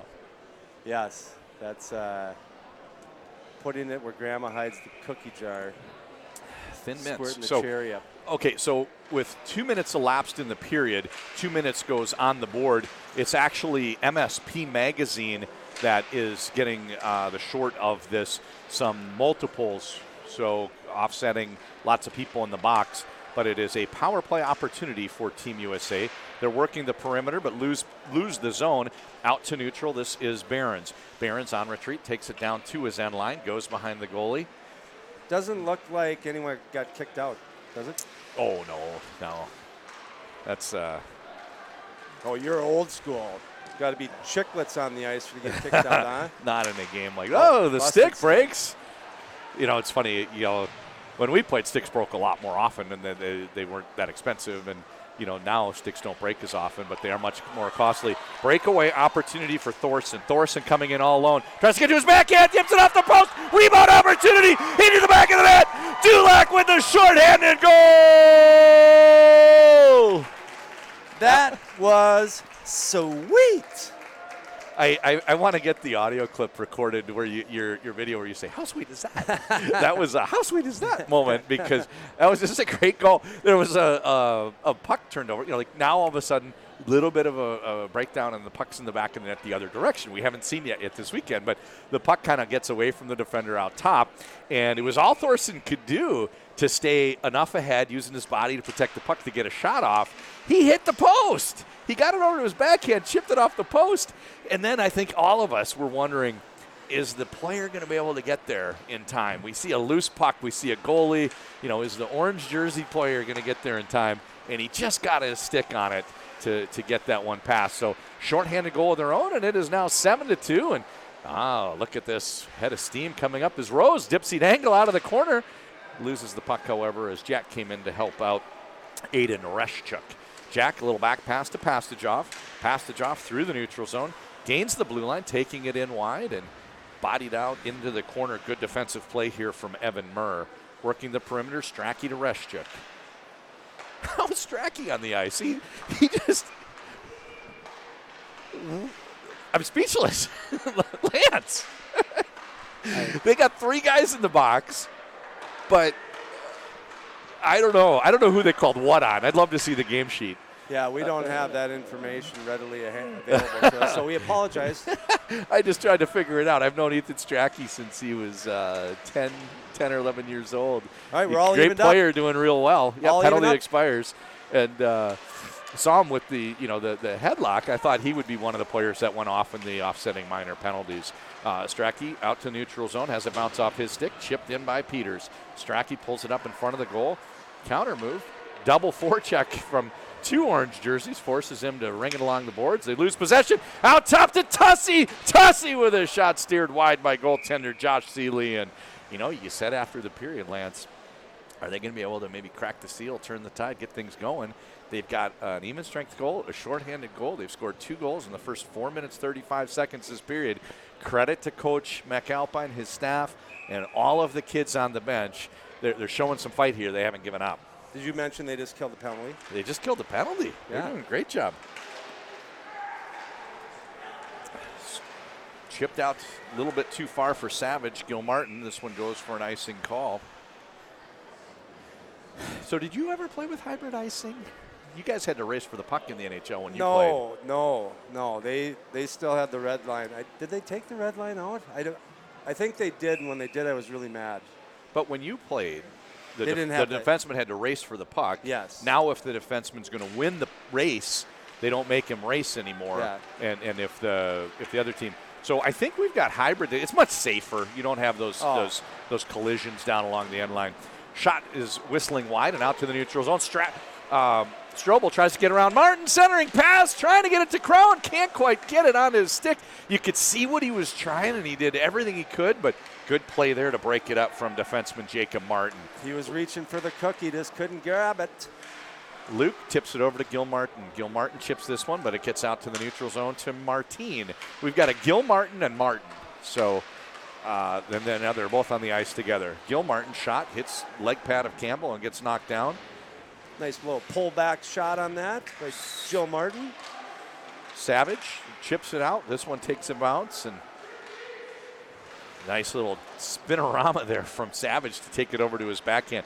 Shot it just wide, but didn't miss that corner by much, that lower corner. This one pops out to the neutral zone. It's Strobel in pursuit, working against the goaltender. Stretch pass. Oh, it goes through the stick of Carpenter onto Janicki. Janicki with a move that you teach. Lance, forehand, backhand, shovel shot, twine. We just got our goaltender getting a little helper there, my friend. That yes, was he quick. did. That was Seeley. Yeah. That's not easy to do, and Janicki with the nice finish. Yeah, that was just a terrible break. The defender was in position, and when he went to sweep the puck away, somehow slid right under his stick, onto the stick of Janicki. Forehand, backhand, shovel shot, beautiful goal. 8-2 is your score, and we've still got 34 minutes of play left. Lucius working against Carpenter. Lucius comes down to the end line, ridden off the puck in the corner, and this one pops out to Gallagher. Gallagher can't quite hold the blue line, but he never really lost possession. Circles back, and nobody behind him, turns the puck over. Carpenter, he's got a centering option onto the stick and shot just wide by Dulac. Good centering pass there and a good shot from Dulac. Yeah, good push across by Seeley to make that save. Oh, Jorgensen enters the zone, got around the defender. Back of the net, Jorgensen, 8-3 is your score. MSP's not going away. Wow. There's been a lot of goals here. This is something else. I'd like to break that one down and try to make sense of what happened. The defender actually got held because he was marking one of the orange jerseys out at blue line, and then the overlap play, streaking in to grab that puck. Little blue line pick. Blue line pick. It was a pick. That's what it was. It was like a basketball pick that worked. So Jorgensen, center spot with San Luis, 8-3 is your score. And boy, if somebody was donating or taking a shot every goal, like if there was a charitable donation, it'd cost you a lot more than you thought, or if it was a drinking game. We've had 11 goals so far in 27 minutes. Yeah, we got a lot of hockey left. We could still have over half the game left. Yeah, I'm going to lose my voice with these goal calls, so you're going to be on your own for the third period. No. I'll get someone else to do it. That's fine. Get somebody competent. So D-to-D pass here. Barron snap pass to Duke. Duke straight off of his stick onto San Luis. San Luis waiting. He's got Seganek pinching and took the shot option instead. Batted out to the neutral zone. 2-on-1 the other way. They call a hand pass. Wait a minute. Lance. I don't know. Which rule book are we using? Yeah. He was in the defending zone at the AC hockey sign in front of the Team USA, and he batted it, did not close his hand. You can hand pass behind the blue, I thought. I think in at the every level. In the in defensive zone. Yeah, but the puck was retrieved by. Oh, you can't do it out of your zone. That Yeah. must be it. Good point. I don't know. I'm spitballing. Good here. point. I know you can make a hand pass in defending zone. That's a change from when we played. Yeah, I think that because they took possession of it outside the zone, that's why it was called. That makes sense. You can't. Oh, jeez. What a terrible break. He was on the ice spinning, took a swat at it, and it comes out onto the slot. Duke, little dangle right through Hansen. Oh, wow. It's great defensive play there. Great Little- defensive play to get little the body Patrick- on him from little Munson. Patrick Kane-like. Out to the neutral zone. Luke, short pass. So that makes sense. You have an explanation that I'll go with. You can make a hand pass on your own end, but you might not be able to set up guys outside your own end. Maybe we can have a referee comment in the comments and let us know if we got it right. What does the NFL do? They got that guy that retired as an official. They always ask him. We don't have that production element, but we could benefit from it. Strachey, one tick up to San Luis. San Luis with Duke. Duke into the empty net. Goaltender couldn't quite get over fast enough. Duke from San Luis. I'm not sure who touched it on the boards, but it came from Strachey. 4 guys touched it. They got a whole 200 feet and into the back of the net. That makes this one 9-3. You know what? In all these goals that have been scored, they've been some pretty sweet ones. Great passing plays. I mean, awesome. Without a doubt. I feel like I'm watching back in the old days, the old NHL All-Star game when, it was just kind of the goalie's nightmare where there was just juicy scoring chance, one after another, and not a lot of that anybody could do about it. Team USA enters the zone, backhand pass, good save there. Savage spun around and took a nice backhander off the rebound, and Weiss made a nice save there. Out to Gallagher on the top, working it along the half wall. Boucher has it picked off of his stick by Murr. Out to the neutral zone. This one's chipped in and lofted down into the corner. Peters on retreat, pulls it off the end line and plays it to Murr. Murr rings the boards, tries to get a breakout to Rose. Rose, second time's not a charm either. Couldn't get a stick on it. Good tenacious forecheck. Pinching in was Jacob Martin. This one can't get past Gallagher. Second time is a charm, and they get this to Rose. 3-on-1, stagger. He's got Rode out high as he went to make that pass. Great active stick from Martin. Stretch pass doesn't quite connect, and icing gets waved off. Goaltender Weiss is stuck back in the net, kind of afraid. Looked like he was kind of afraid to go back and play that one. And just a sitting duck there as the Team USA player is able to make that centering pass. I don't know why he didn't play that. I think it's important that we mention that this national team development program, this team is comprised of the best players from all over that they deemed all over the United States. The High School Elite League, Minneapolis-St. Paul Magazine, is one of 6 teams or 8 teams? So, Lance, it was 6 that the league formed. They expanded to they have 7 teams this year, and then the league has an invite from Wisconsin for an 8th team, and then Shattuck St. Mary's plays virtually a full schedule, I think 1 weekend short of a full schedule. So that's a 9th team. So they're one of 9 teams in a highly competitive league, and they're one of them. They've got a slightly winning record, but there were really 8 other teams that could be on the ice as well, and it's a testament to the level of the league. This period, things have leveled out quite a bit. Scores three goals apiece for each team this period. Yeah, it's a good measuring stick for everyone. I mean, this development team, a lot of times they're in games like this where it's lopsided, they're getting throttled. So for them to have a game like this once in a while is not a bad thing. And then all the Elite League kids that got to play against them, great measuring stick where they are on the development curve. And some of the kids on the ice for the Elite League team, they'll play in the NHL. Like they'll reach the highest levels like you did. We just don't know which ones yet. And Reshchik, nice move there. And oh boy, the goaltender gets kicked over, and there's been no stoppage. I'm surprised he waited. So he got 4 guys with a whistle and nobody blew it. Surprised they waited that long to whistle the play dead. The goaltender had kind of been kicked into the net and fallen down upon. I was ready to grab my backpack and get my whistle out and blow it. There was such a delay. Yeah, it was what happened there. Strange sequence. We've seen some stuff, and you've been around the game a long time.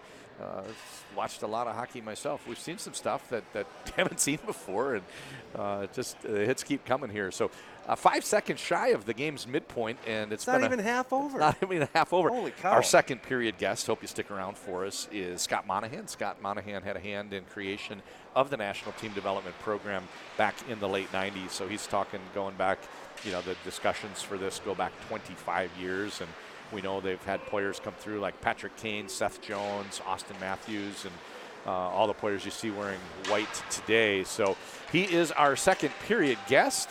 Looking forward to having Scott with us. Let's get back to the game here. Down behind the end line, forecheck opportunity for MSP Magazine. Devine trying to pull it off the wall and working down board battles. Strachey plays a backhand, and this one winds up not connecting. Dulac keeps it in, plays Munson. Team USA plays it out to the attacking zone. Lucius down into the corner, bodied off the puck, but kind of leaves it in the corner and came right back to him. Out to the blue line, Reshchuk pinned at the blue line. Lance, one thing I noticed when my son started playing youth hockey, like nobody holds the blue line like a mite. These kids have no concept of getting back, and it looks to me like Team USA holds the blue line like a mite. They don't back out at all. Well, look how confident USA is. I mean, they're deep in their defensive zone. They got two forwards. San Luis, beautiful individual move. They stretched the ice. The pass came from just across the goal line and straight to tape right at the blue line. San Luis entered the zone, had to contend with the defender, but managed to wiggle free, pulled it over, forehand, backhand, and slid it up over the goaltender. 10-3 is your score. A beautiful goal by Ryan San Luis. And I didn't catch the assist, but it came out of the far corner and really using all 200 feet.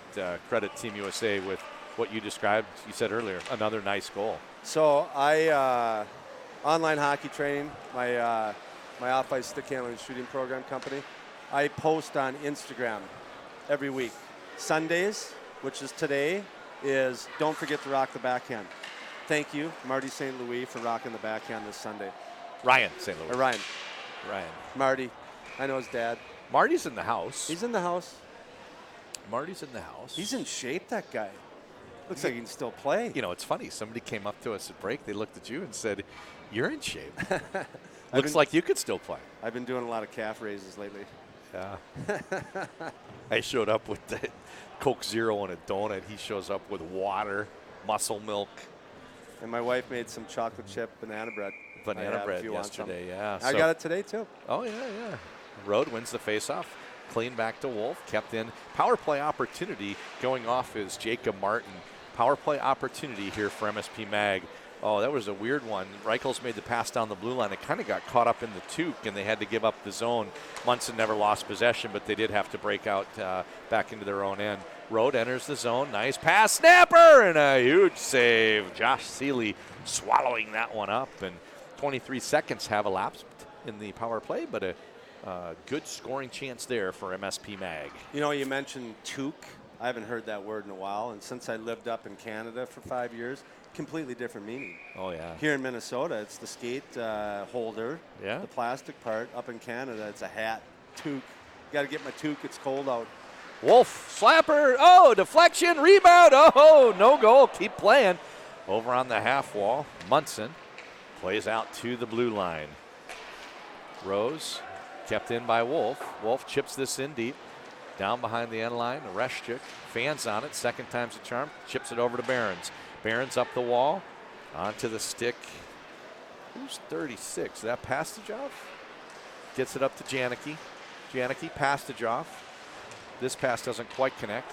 Over the stick of the defender, Reshchuk, and unable to clear the zone. Team MSP Mag is pinned back into their own end, and the clock's a dwindling. Just 55 seconds remaining in this man advantage. Ooh. Yeah, Munson's going off. So how old were you when you had your first toques? Oh, that goes back a lot of beers ago. I was a squirt. We're the same age. So I was second year. 51. Yeah. So I remember steel blades and then got the toque, which the selling point was it was supposed to be a lot lighter. And they broke occasionally when we were kids. I think they're better now. Oh, especially outdoors. Outdoors, when yeah. it was really we're, cold. We're from Minnesota. We skated outdoors. And then when I was a Bantam, I had a pair of outdoor skates. So, if you skated outdoors, you needed to get your skates sharpened a lot more often. So that goes up on the board as a major penalty. 5 minutes goes up on the board for that check from behind. Munson goes off. So I had a pair of Lang skates. Oh, but they awesome. had the steel blade, yes. and I didn't really know the difference. I had skated on Tukes for several years, and supposedly they were lighter, but I love my Langs. Strobel centering pass onto the stick. Oh, spin move and up. Water bottle goes juggling. Shorthanded goal. Noah Tussey. I don't care what you say about the score here. This has been an entertaining game. I love it. I'm even going to go so far as to say it's fun. I don't know that everybody's going to agree, but holy cow, 11 seconds. Oh, I'm wrong. It wasn't shorthanded. It was 4-4. There's still a penalty on Martin, so it's 4-4. But 11 seconds into the major, you see that major go on the board, and you wonder, like, you know what? The problem is if there's a goal, you don't get back to full strength. 11 seconds into the major penalty, they get a 4-on-4 goal. Oh. What a beautiful goal by Tussey. So one thing that, especially in youth hockey, that you'll see when you get a lopsided score like this is a lot of individual play starts happening where players, I want to get a little piece of the pie here. That's not what you're seeing here with the development team. They're continuing to make hockey plays, distribute the puck, and we just saw a really nice play where it was a 3-on-2 and they made a little back pass and it just didn't fire for them. Great huge save there by Weiss. So let me ask a question, Lance. You always ask questions. You've got you're here because you're the expert, right? You've played all the levels. Oh, beautiful goal by Lucius. He just tidies that one up cleanly. Not a lot of extra effort there. He got on a stick and buries it, tickles the twine. In my business, they call that a quick release. That is a quick release. He's a trigger man. He's unbelievable. I believe, and I haven't seen the game sheet for this one. I don't believe he has an assist this year. He passes a lot. We see it, but you know what? He buries so darn many goals. He gets it on a stick, and he's more than a goal a game for this team so far this season. A lot of people thought he was Swedish, but he's nothing but Finnish, brother. I love it. So, so I guess my question for you is, we saw the national team last year. They come here every year, and this is year 7, and the label is, these kids just don't make a lot of mistakes, and they make you pay if you make any. Well, we go to break 6-0. It's now 11-4. They gave up 4 goals in 13 minutes. So all of a sudden, those things that they're known for not doing, they're cracking a little bit. The puck's been turned over around the blue line. There's been, there's been the lazy pass that doesn't get through. And MSP for this period, now they're down, significantly, but they are scoring goals. So what do you attribute to? Is it just hard to keep the pedal to the gas the way Ryan San Luis said? Is there just kind of a natural let-up, or are there things that are being exploited because of, effort creating some chances for MSP Mag? I think a combination of all of what you just said. They are extremely talented. They're very polished, but both teams are going to, when this game is done, the coaches are going to have feedback for them. And just like you mentioned for the development program, they have made some mistakes that they'd like to get back, and they're going to address those so they don't happen on a consistent basis moving forward. One of the issues with the major in the second period, you mentioned it earlier, how you're defending the goal further from your bench. It can be just a sentence, if you will, into your own end. If you don't give up a goal, you can't get a line change a lot of times. And here a crossbar, tipped into the crossbar. Here we've got a sequence. It's been down in their end for about 90 seconds. USA can get people off. They're standing in front of their own bench. But the guys in orange got to be getting tired deep into this shift. They can't get the puck out, and they also can't get off. We call that sucking canal water. That's where your legs are burning, you can't breathe, and you're just doing whatever you can to get through this shift. They're sucking canal water. Yeah. Yeah, I know exactly what you mean. It makes sense. It's just I'm kind of wondering, hey, it's just like sucking canal water. That's a big shot from a big boy on the point. Schmidt's got a rocket, but it sails just wide. Nonetheless, they've managed to keep the zone. Still got 100 seconds to go in that major penalty. Munson off for another minute 30. Luke circling. Golly, he's a great skater. No surprise there. There's some mention that Jack, There Quinn, you and go. Luke have a father. I think the first two were born when he was an assistant coach, maybe with the Orlando Solar Bears minor league team. Scoring chance. Oh, just wide. Their mom's a great hockey player. Who is that? The Hughes family. Oh, when you read the bio, it's the dad. The dad played hockey. The mom did too. Another reason, if you're looking for genetics or bloodlines or just kind of the culture of hockey, it isn't just dad. Mom's a hockey player too. Last time I read the bio, Tabakul, he's in a foot race. Tabakul wins it. Saginaw buries it. Tristan Tabakul. They call him the Flying Hawaiian. He buries a shotty. And it is 5 goals on the board this period. 5 goals for MSP Magazine. Posting in for the crazy Hawaiian, as you call him. I don't know what the heck. God, this is such a fun game. Tabakul. I love it. Oh. I love it. He was under pressure, used his body to separate and just get inside position, and he wasted no time. He just fired the shot, posting in. Goalie couldn't do anything about that shot. I'm looking at the scoreboard. I'm trying to process this. They have 2 shorthanded goals. They have another one on this major where it was a 4-on-4. They gave up one to Lucius on this 5-minute penalty. Is it 6 goals? Should it be 6? It's 11-5. I think both teams have 5 goals this period. Just think, remember when they were being kind to the Minneapolis St. Paul Magazine, didn't put up the 7th goal? Now it'd be a 2-goal game. Oh, crossbar and down. Gallagher, one-time snipe, crossbar and down, takes advantage of a goalie that had already dropped to his knees in that modern butterfly style. It's the 4th goal in the last 5 minutes, Lance. Holy cow. Holy cow, this is unbelievable. Could we get 25 goals scored here today? I've been trying to figure out. You get 6 goals in a period like we had for the first. It's kind of hard to extrapolate that and say you're going to get 18 for the game. We've had 11 goals this period, and we've still got 2 minutes to go. And here comes Jack entering the zone back, and he's got Boucher. Tries a little tickle and hits it into the goaltender's pads. Big save, Weiss. Breaking it out, headmanning the puck, nobody home. He was trying to get the player off the bench, but he had already come to our side and looking to try to trigger someone on a home run pass. 2 minutes to go in the period. So, Lance, I don't know how many goals we're going to have today. We should have a contest. Why don't you guess at the final goal total? We're at 17 right now. Yeah. Why don't we have Martin. They try to get it up to Reichels, and Martin steps in to steal this one away. Martin brings it circling back, forehand pass over to Boucher. Boucher rink wide to Martin. Little 2-man game, Sutton and Youngblood. They play this one out top. Snapper comes in off the stick of Strachey, gets knocked down. And nice play by Reichels, flashing his skill. The big man onto the stick of Rose. Rose back to Reichels. Forehand, backhand, penalty upcoming. He doesn't quite slide it past. Huge pad save by Seeley. Boy, he just went into disappear mode and got past 2 of the U.S. defenders, created a 2-on-1 rush. Wow. I think I had threatened, or maybe I promised, hey, after the game, I'm going to take the video file and I'm going to assemble highlights.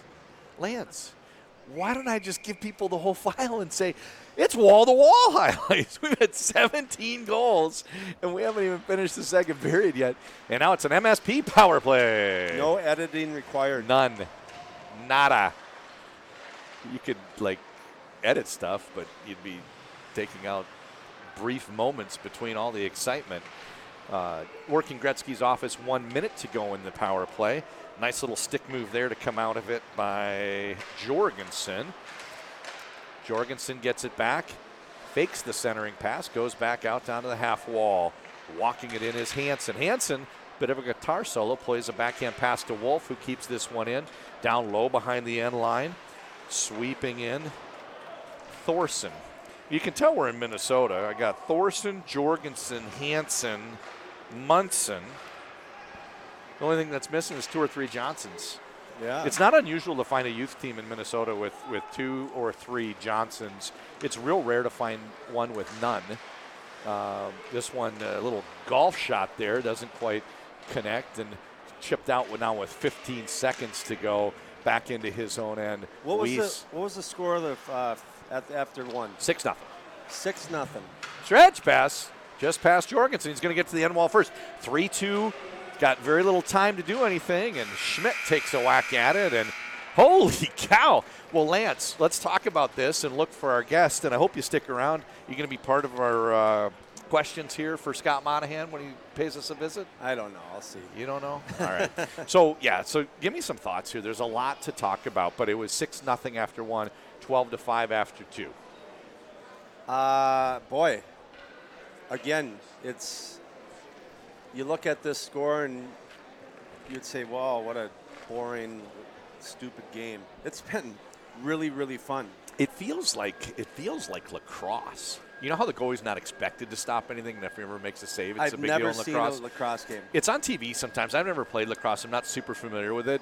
But, you know, what happens is games end up in the double digits. Like, you know, 13-12 is pretty normal, even for high level. And that's what it feels like, is there's just no end in sight. So we have our guest here. Scott Monahan's going to come over and join us. And, Brett, you got a commercial you can cue up while we get him mic'd up? So we're going to run a quick commercial and we'll be right back here in a moment with Scott Monahan.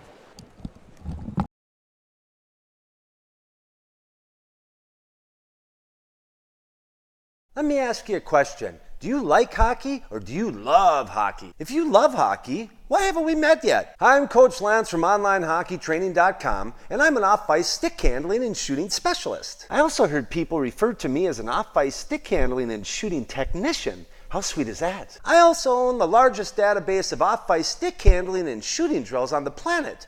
Come to think about it, probably the whole universe. What I've done is packaged all the drills into easily digestible lesson plans that thousands of players from around the world have tapped into for guidance on how to develop sick mitts. If you have the objective to improve or have lofty goals to one day play college hockey, then you need to investigate who I am and what it is I do, because I've been teaching players how to develop elite level stick skills for over a decade now. Just head on over to OnlineHockeyTraining.com and see what you've been missing. Enjoy the game, and I look forward to working with you.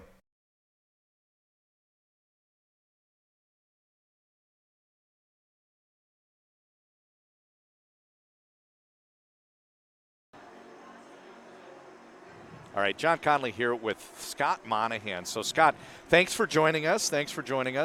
And we were just talking about some of the things, you know, you've got familiarity, our color man analyst, Lance Pitlick. So I think that the two things I wanted to talk to you about, and then I'll ask Lance to chime in. Number one, why don't you talk a little bit about how the national program came into being? You're Senior Director of Operations, and you've been affiliated with it for a long time. And number two, this is the 7th year of a visit for the national team to face teams from the high school elite league, and maybe talk about those visits over the last 7 seasons. Sure. Jeff Jackson and Bob Mancini were the founders really of the program, along with Greg Cronin, who is at the University of Maine. It was 3 college coaches. When Jeff was hired by USA Hockey, he was given kind of a mandate, find a way to elevate the level of our top young players around the country.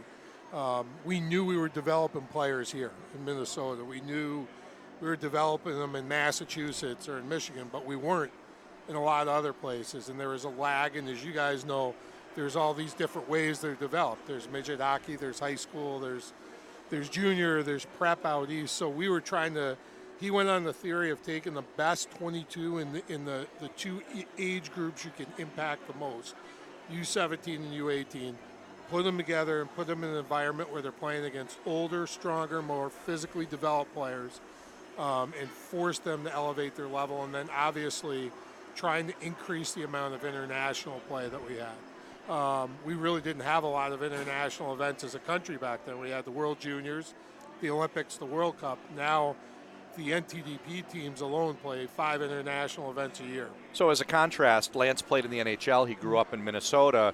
Lance, when you were these ages, what was there? There wasn't, it predates the NTDP. What did you do? I'm just trying to give a, contrast. There was some spring leagues, summer leagues that ran, and then you do a camp. My question for you is, the process. There's a number of kids I coached for 17 years, just retired. There's a number of kids that I've been able to work with that have went through that process. And, you know, when you get there, I mean, it is the elite of the elite. And how do you separate and how do you make those final decisions? That really falls to our player personnel people, Kevin Ryder and Rod Braceful, and obviously the coaches. Because we were started by college guys, we're not really a pro operation in that there's a GM and scouts, and that's just it. That's how the players are picked. The coaches are involved in the process. We try to look at, you know, how do guys fit with certain coaching styles. As you know, some kids are more suited for maybe your style than someone else. Yep. And we don't pretend that the 22 that we take at the NTDP are going to all play in the NHL or all be the best 22 by the time they're 19 and 20. Guys will pass guys, right? That's the nature of sports. Guys develop later. Guys push themselves harder. Guys find a way to grow. So really the biggest challenge, I think, on the player personnel front is those last 5 or 6 spots on the roster. You know who Jack Hughes is. You know who Carl Caulfield is. It's finding those guys and finding the right guys that will thrive with the challenge, guys that will be able to adapt to moving away from home, that kind of thing. Yeah. How many games will this team play by the time they go home for next summer? They'll play about 60 by the end of the year. About 20 of those, I should say about 15 to 18 of those will be international. They'll play 3 events, primarily against Canada, Russia, Finland, Sweden, Czech, kind of the big 5. So they get to measure themselves 3 different times during the year against the best in the world at their age level. And I laugh now because I remember, you know, I was looking at the wall over there. I remember being in a rink in Russia in 2000 in February, and this kid came in and he had a shaded visor, and he was an underage. He was playing for Russia, and his name was Ovechkin. And he proceeded to put like 15 points up in a 3-game tournament. Wow. And we said, you know, that's what's kind of cool about being in developmental hockey, period, right? Seeing those guys and watching them elevate their games and their lives. So, I'm sorry, real quick. You see this in a lot of the rinks now. For you, those at home, they got a nice off-ice area where they can shoot pucks. They can do some different strength training and quickness and stuff. How prevalent in your travels over in Europe do you see stuff like that? They've always actually been way ahead of us with this end of it. Most hockey club programs over there, Sweden, Finland, Russia, those big countries, it's a sports school all the way up. They're going to school, they're training off ice, they're training on ice. They've always had a huge emphasis in off-ice training, as you've probably learned through your career. What I love to see is in the 7 or 8 years of coming here, that area over there has grown big time into what it is. Yeah. And we're seeing more of that around the United States. Yeah. So, Scott, Lance asked about international competition. There's 15 to 18 games. The bulk of the schedule is made up. They'll play in the United States Hockey League, junior hockey teams. But there's these couple games every fall where they come to Minnesota. This is the 7th year. So kind of walk us through how it was decided to add a trip to the Upper Midwest High School Elite League and what these games represent, because it's a little different flavor of competition, if you will. Yeah, and with our U17s, we've always looked at the schedule as a little bit of let's find some different things, because the 18 schedule is heavy on college games and then junior. So early in the year, we've always been looking for stuff. So we picked up a couple of games with North American League. I think it was about 8 years ago we were talking, and Jimmy Johansson, my old boss, God rest his soul, was the guy who kind of came up with the idea with Bo Snuggerud and Mark, and said, hey, you know, what if we brought our guys up and played a couple of games? And I was saying to you, our guys spend the whole year playing against guys that are older, stronger, faster. This is an opportunity to play against very good competition that's near your own age group. Yeah. And that's good for our guys. And the games historically have been very close. Last year, 2 one-goal games. I think the year before there was a regulation tie. Year before that, the 2000s came. They lost both games.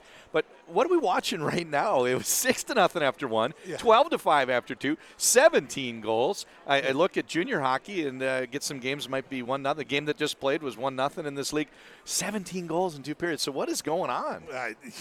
I don't know. And we were laughing. Ben Hankinson said hello, by the way, because he said it was 6-0 at the end of the first, and it's 11-5 now. But it feels like the other team's coming back. It's the same score that it was at the end of the. But we, you know, we've been up here and gotten beat pretty good a few times too. We were talking last night back at the hotel, the 01s, that mighty age group that just came through for us, that's maybe one of the better birth years in the history of the country, came up here and struggled. The regulation tie. Struggled to win. Who knows? Is this a really good group, or is the Elite League team just having a bad day? Yeah. There's a little bit of everything. Yeah. Right? Well, it's been fun to watch. We talked about maybe editing a highlight video and then just realized, why don't we just say it's wall-to-wall highlights. We've had 17 goals and 40 minutes of play. So any final thoughts, Lance? Any questions? What's the over-under? I got 25 that we're going to get to put up on the board. You think we'll get there? We were talking 20 down there. I think it'll just depend how many more penalties get called, maybe, the power plays. You know what I'd like to see, what I've seen is that when you get into these type of games, a lot of times it'll go to individual play. They're still distributing the puck, making beautiful plays. I just love to see that. Yeah, no, that's great. Yeah. Well, Scott Monahan, he is the Senior Director of Operations. Did I get it right? Yes. For the U.S. National Team Development Program. Been involved for 20-plus years in that role. Yeah, 23, 24. I've kind of lost track, which means I've been there a long time. Yeah, and the program came into existence in the late 90s, so really been around for the entire run of the U.S. National Team Development Program. We've got one period of hockey left here, and I want to thank Scott for taking the time with us today. Let's go watch this third period. Thanks for joining us. Right on. Thanks, guys.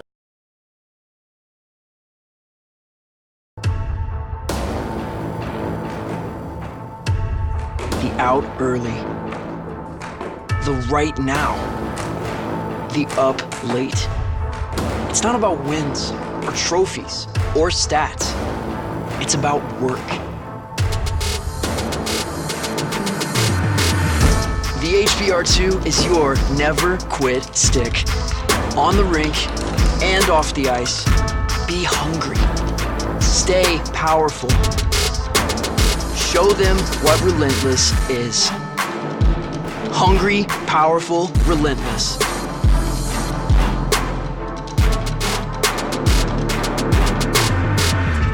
Discover elite gear at amazing prices when you buy direct at store.stx.com.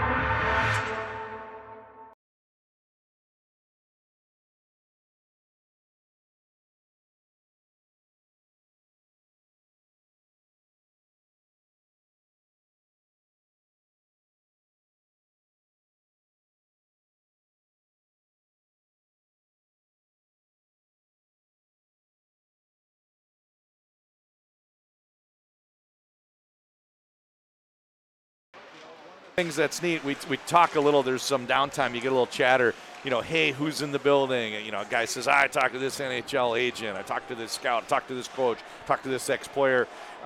Just had a lady walk by. I said, I know you recognize you. And it's the Flying Hawaiian's mom. She's already got a screenshot or maybe a video file that was sent of her son's goal. One of the many. We've had 17 goals scored so far. And it's nice. She was saying that people are watching back home and having a chance to catch this game. So you have been entertained by the players on the ice. If you like a pitcher's duel, we cannot promise that we're going to get that. Janicki buries this one into the back of the net. Good zone entry, triangulation. Puck moves quickly. Goaltender Weiss couldn't adjust. And nice triangulation, kind of a classic style. Old-style zone entry with Triggerman in the slot. Janicki buries this one, and it is now 13-5. Modern style, a lot of center lane rush trying to get pucks to net and not worrying about sending someone up in the high slot. That's more of a classic-style zone entry there, and it is another goal for Team USA. Right after the penalty had expired, they had a few seconds left to kill as we entered the third period. Tussie chips this one up to Crone. Crone takes it down to the end line. Behrens works this one behind the goal line and onto the stick of Janicki. Janicki plays this one to Behrens. Crone, his check doesn't quite connect and lofted out up ahead. San Luis tries to get this one. It goes the length of the ice. Icing is your call. So I want to thank a lot of people for making this happen. We have a long list of people. Scott Steffen is a facilities guy with the city of New Hope. He did a great job. The rink is looking great. The boards are spotless. He buffed out all the puck marks. The glass is spotless. Credit Scott Steffen. Rich Johnson from the city of New Hope. He was one partnering with us. We look to improve upon our internet connectivity, and he's been a big part of helping us get to almost solve the riddle of how to stream games live out of this building, thanks to Rich. I want to thank Mark Mackesy, Upper Midwest High School Elite League board member, my color commentator last year.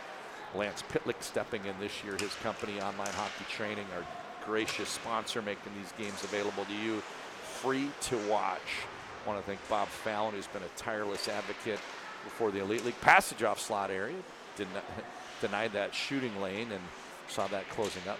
Chose to carry it a little bit longer and make a pass. Bob Fallon, tireless advocate, trying to find ways that we can do more to promote the league. And got the folks at Hubbard Interactive, Jake George, got Nick Wasika, did some great graphics. My producer, he's been great, Brett Johnson. And Lance, you're back. You missed the goal. And I was just taking a moment here to thank a long list of people for making this one available to everybody, including our sponsor, Online Hockey Training. And we've seen a lot of the things that are taught by Online Hockey Training lead to a lot of these scoring chances. It's got to be fun for you to watch as the Galaxy's foremost authority on stick handling and shooting skills. Yes, sir. There's been a display of skill today, both in ability to handle the puck while under heavy pressure, and we've had some incredible shots. Also toss in Bo Snuggerud and Mike Steinhauser from the Elite League.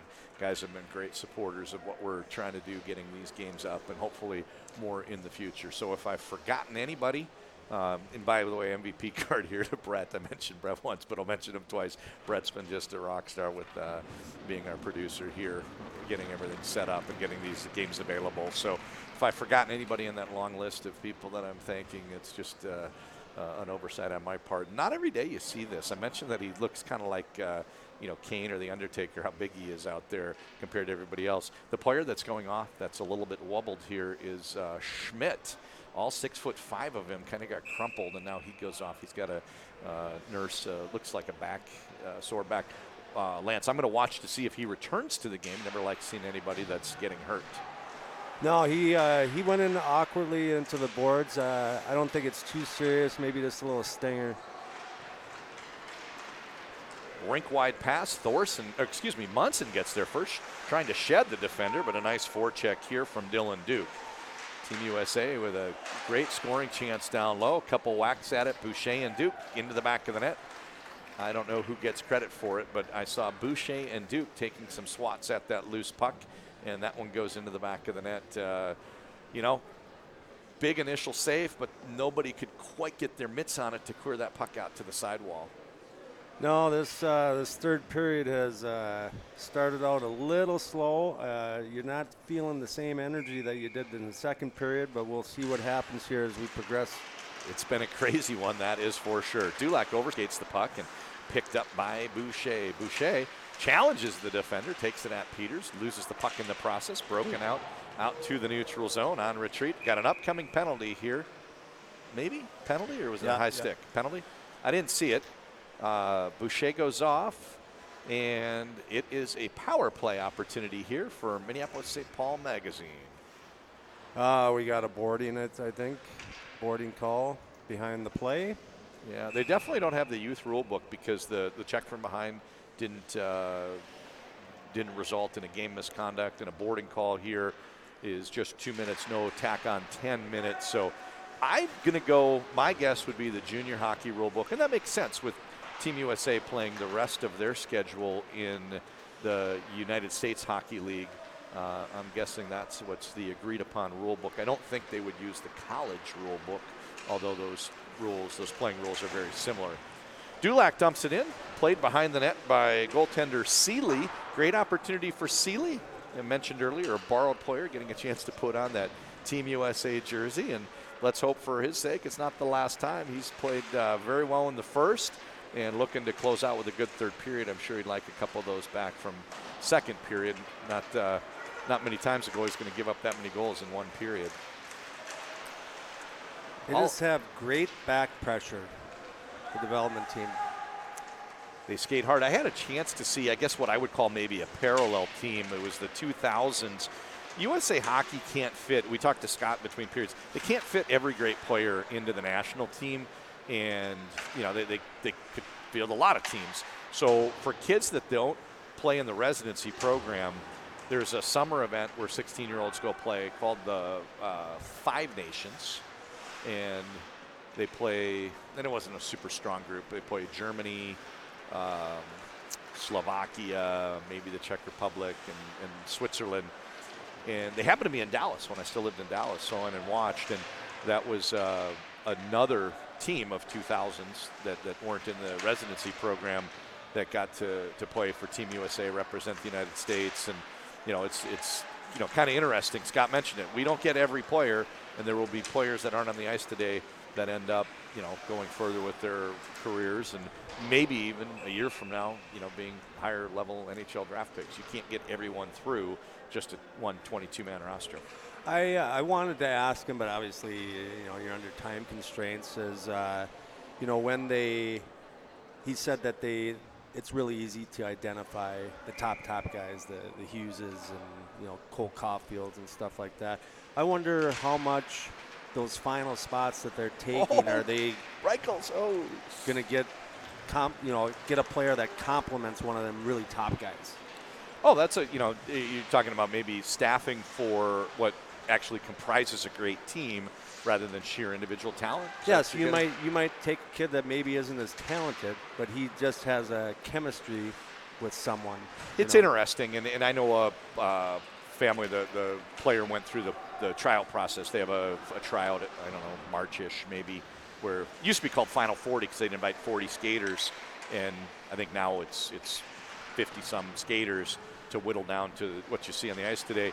And this is coming from a family whose player went through the tryout process. I'm not saying it's coming straight from the coach's mouth, but there was a sense they were looking for 4 left shot defenders, 4 right shot defenders. So to your point, if it's 3 and 5 for the 8 that they identify, the sense was that they may not take 3 and 5, maybe the 4 and 4 to balance thing out.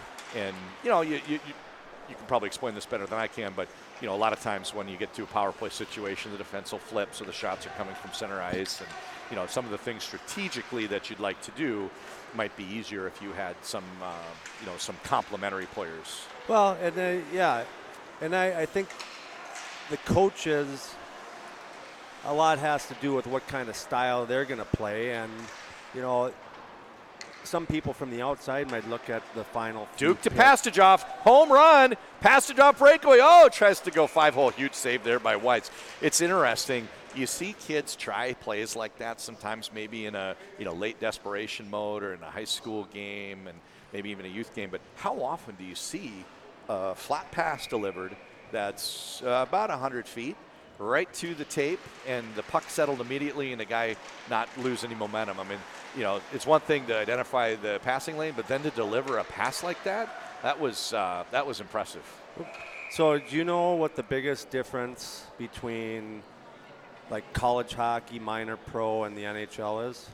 How many zeros on your paycheck? No, well, that's a nice, I like that one. No, but when I made the shift, I'm a defenseman. I see a guy have the puck in the neutral zone. I look at his option and I say, you can't make that pass. And all of a sudden he makes that pass. Yeah. And that's the difference. It's just the consistency of execution, and what do you think is impossible is every day. Schmidt dumps this one down to the end line. Oh, big high hit there. It looked like a flying elbow came in, but no call. Play continues. No, he came in under control. I give it. That was a good hit.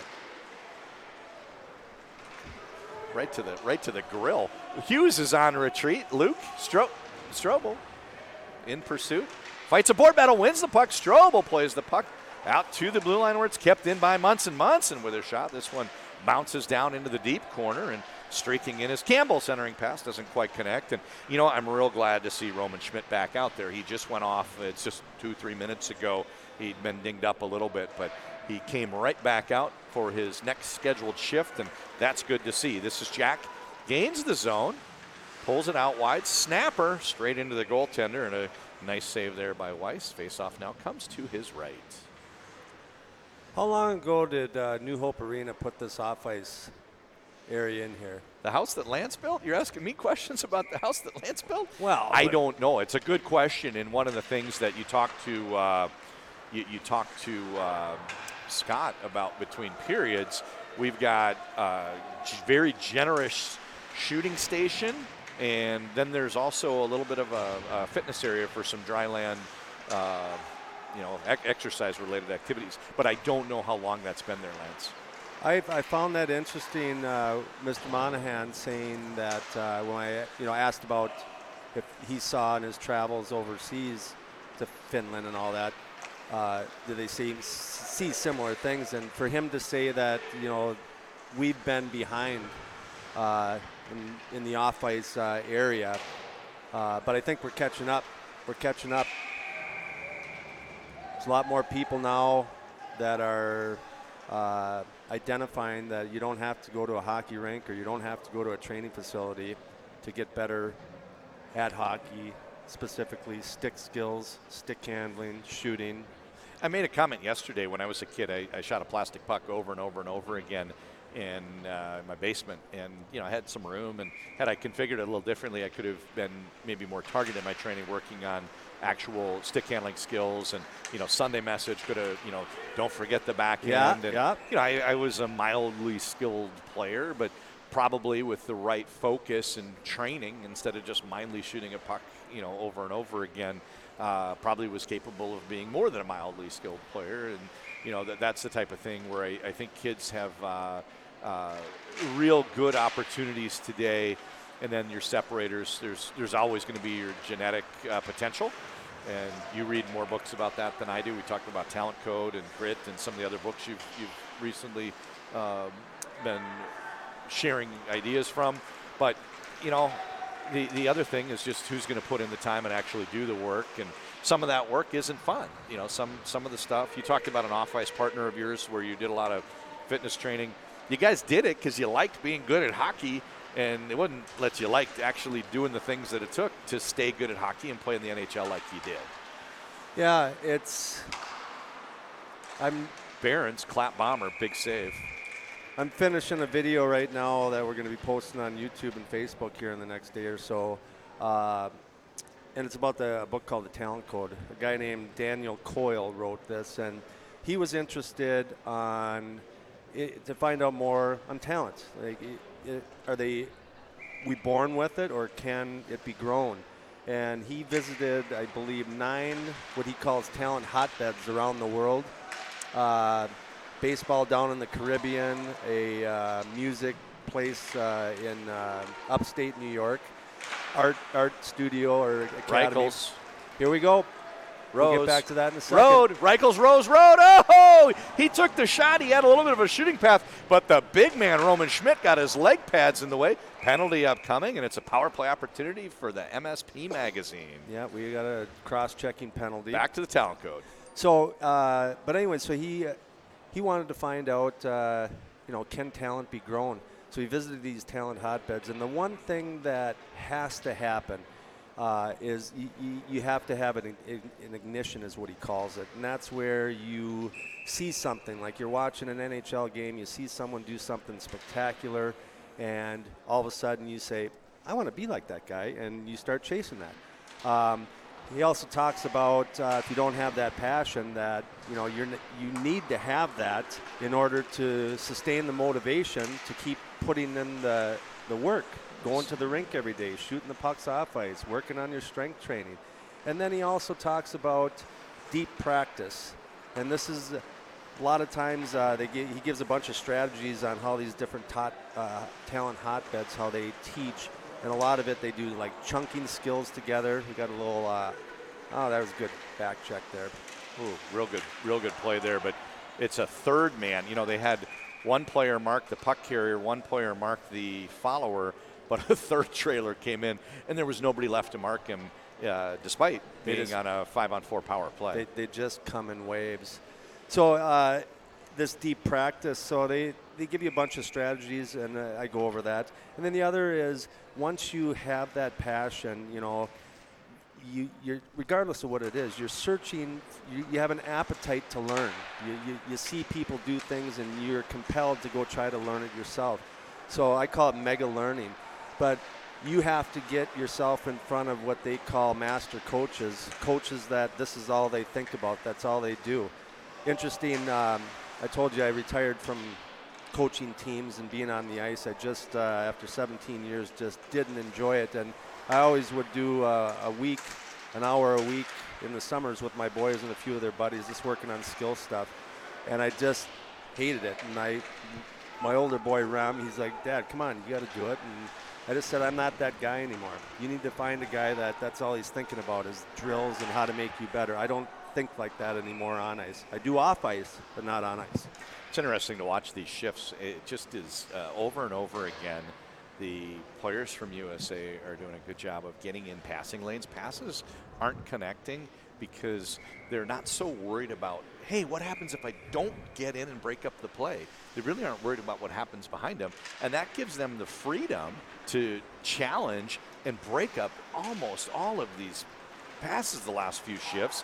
Any pass of significant length, somebody's in there breaking up the play. So very fun for me to watch if we break down the details of the hockey game. Power play opportunity for another 15 seconds, played back to a flat-footed Peters. Peters couldn't quite get in on it because he was already trying to assume his spot back on the blue line. So, Lance, we're going to talk last 7 minutes, 21 seconds here about the game, but before I get to it, just to kind of put a period on your thoughts, he's Lance Pitlick. Lance is a gentleman who created a product called Sweet Hands. It's the blue thing that you stick handle through, and that morphed into a company with a lot of, I guess you'd call them, what's plural of apparatus? Apparatuses? Training aids. Training aids. So there's a triangle that'll bounce the puck back to you. There's shooting targets, and et cetera. So they're kind of ubiquitous. You'll find them in kids' garages. Great scoring chance there from Duke. How's he deliver that pass to a marked man who can get a shot off point blank? Good save there by Weiss. But you've got a line of products that has been I did have a line of standard products for 10 years, and you've recently sold that business. Sniper's Edge Hockey. Sniper's Edge, great stuff. Distribution, I think a couple years ago, expanded using leveraging CCM. Yep. I know I bought directly from you, and next summer I saw them all over the place with CCM logo. So that's something that you did with some equipment, training aids. And then now today it's spending time. People could work with you, learn more about that at onlinehockeytraining.com. OHT is the company, and you have really made your life's work leveraging your background as a player. And I didn't leverage anything as a player. Okay, this is all stuff that I learned after I played. Puck pops out past Strachey. He recovers just in time. Turns it over to Hansen. Hansen comes in and fires it just wide of the mark. Cole Hansen from Blaine. Great scoring chance there on a solo breakaway. I think that nicked it off the post a little bit. But what I do now, I do private lessons, like you mentioned, with players, primarily locally. I do get the occasional one flying in for a weekend for a lesson, but any player that's interested to improve their hands can do so by learning more at onlinehockeytraining.com. I have the world's largest database of off-ice stick handling and shooting drills that exceeds over 1,000 right now, and I'm continuing to build that as new ideas pop into my head. But you can check out and learn more about me and what I do at onlinehockeytraining.com. And not only a player, you know, we talked about your playing background, but you've had a chance to train a lot of kids, just choosing the ones under your own roof. You've got son with Nashville. Where's he's in the Nashville system. Nashville. A Yep. Nephew with he's with Philadelphia now. And then your youngest just drafted.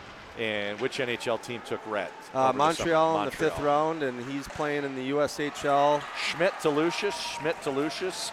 That makes it 15-5. Yeah, 20. So There's your over-under, right? We're I had 25. 25. Okay, yeah, we're at I had 20. 25. 5 minutes to go. Yeah. So that's the Pitlick family with Rem, Rhett, and nephew Tyler, all generation behind you. You know, still playing, doing very well. So certainly examples, some of many that have benefited from the work that you put in training kids on shooting and stick handling skills. So let's get back to the game here. We've got 5 minutes left in the national team's visit this weekend. Shot comes from the slot area, passage off, rebound left down low. Lucius taps that one in, and he's got a lot of goals in this game and a lot of goals this season so far. Lucius, just a monster out there offensively. all he does is score goals, and you kind of wonder, is there any end in sight? What do you think about, when you run up the ladder, kid looks like he's got an awfully bright future.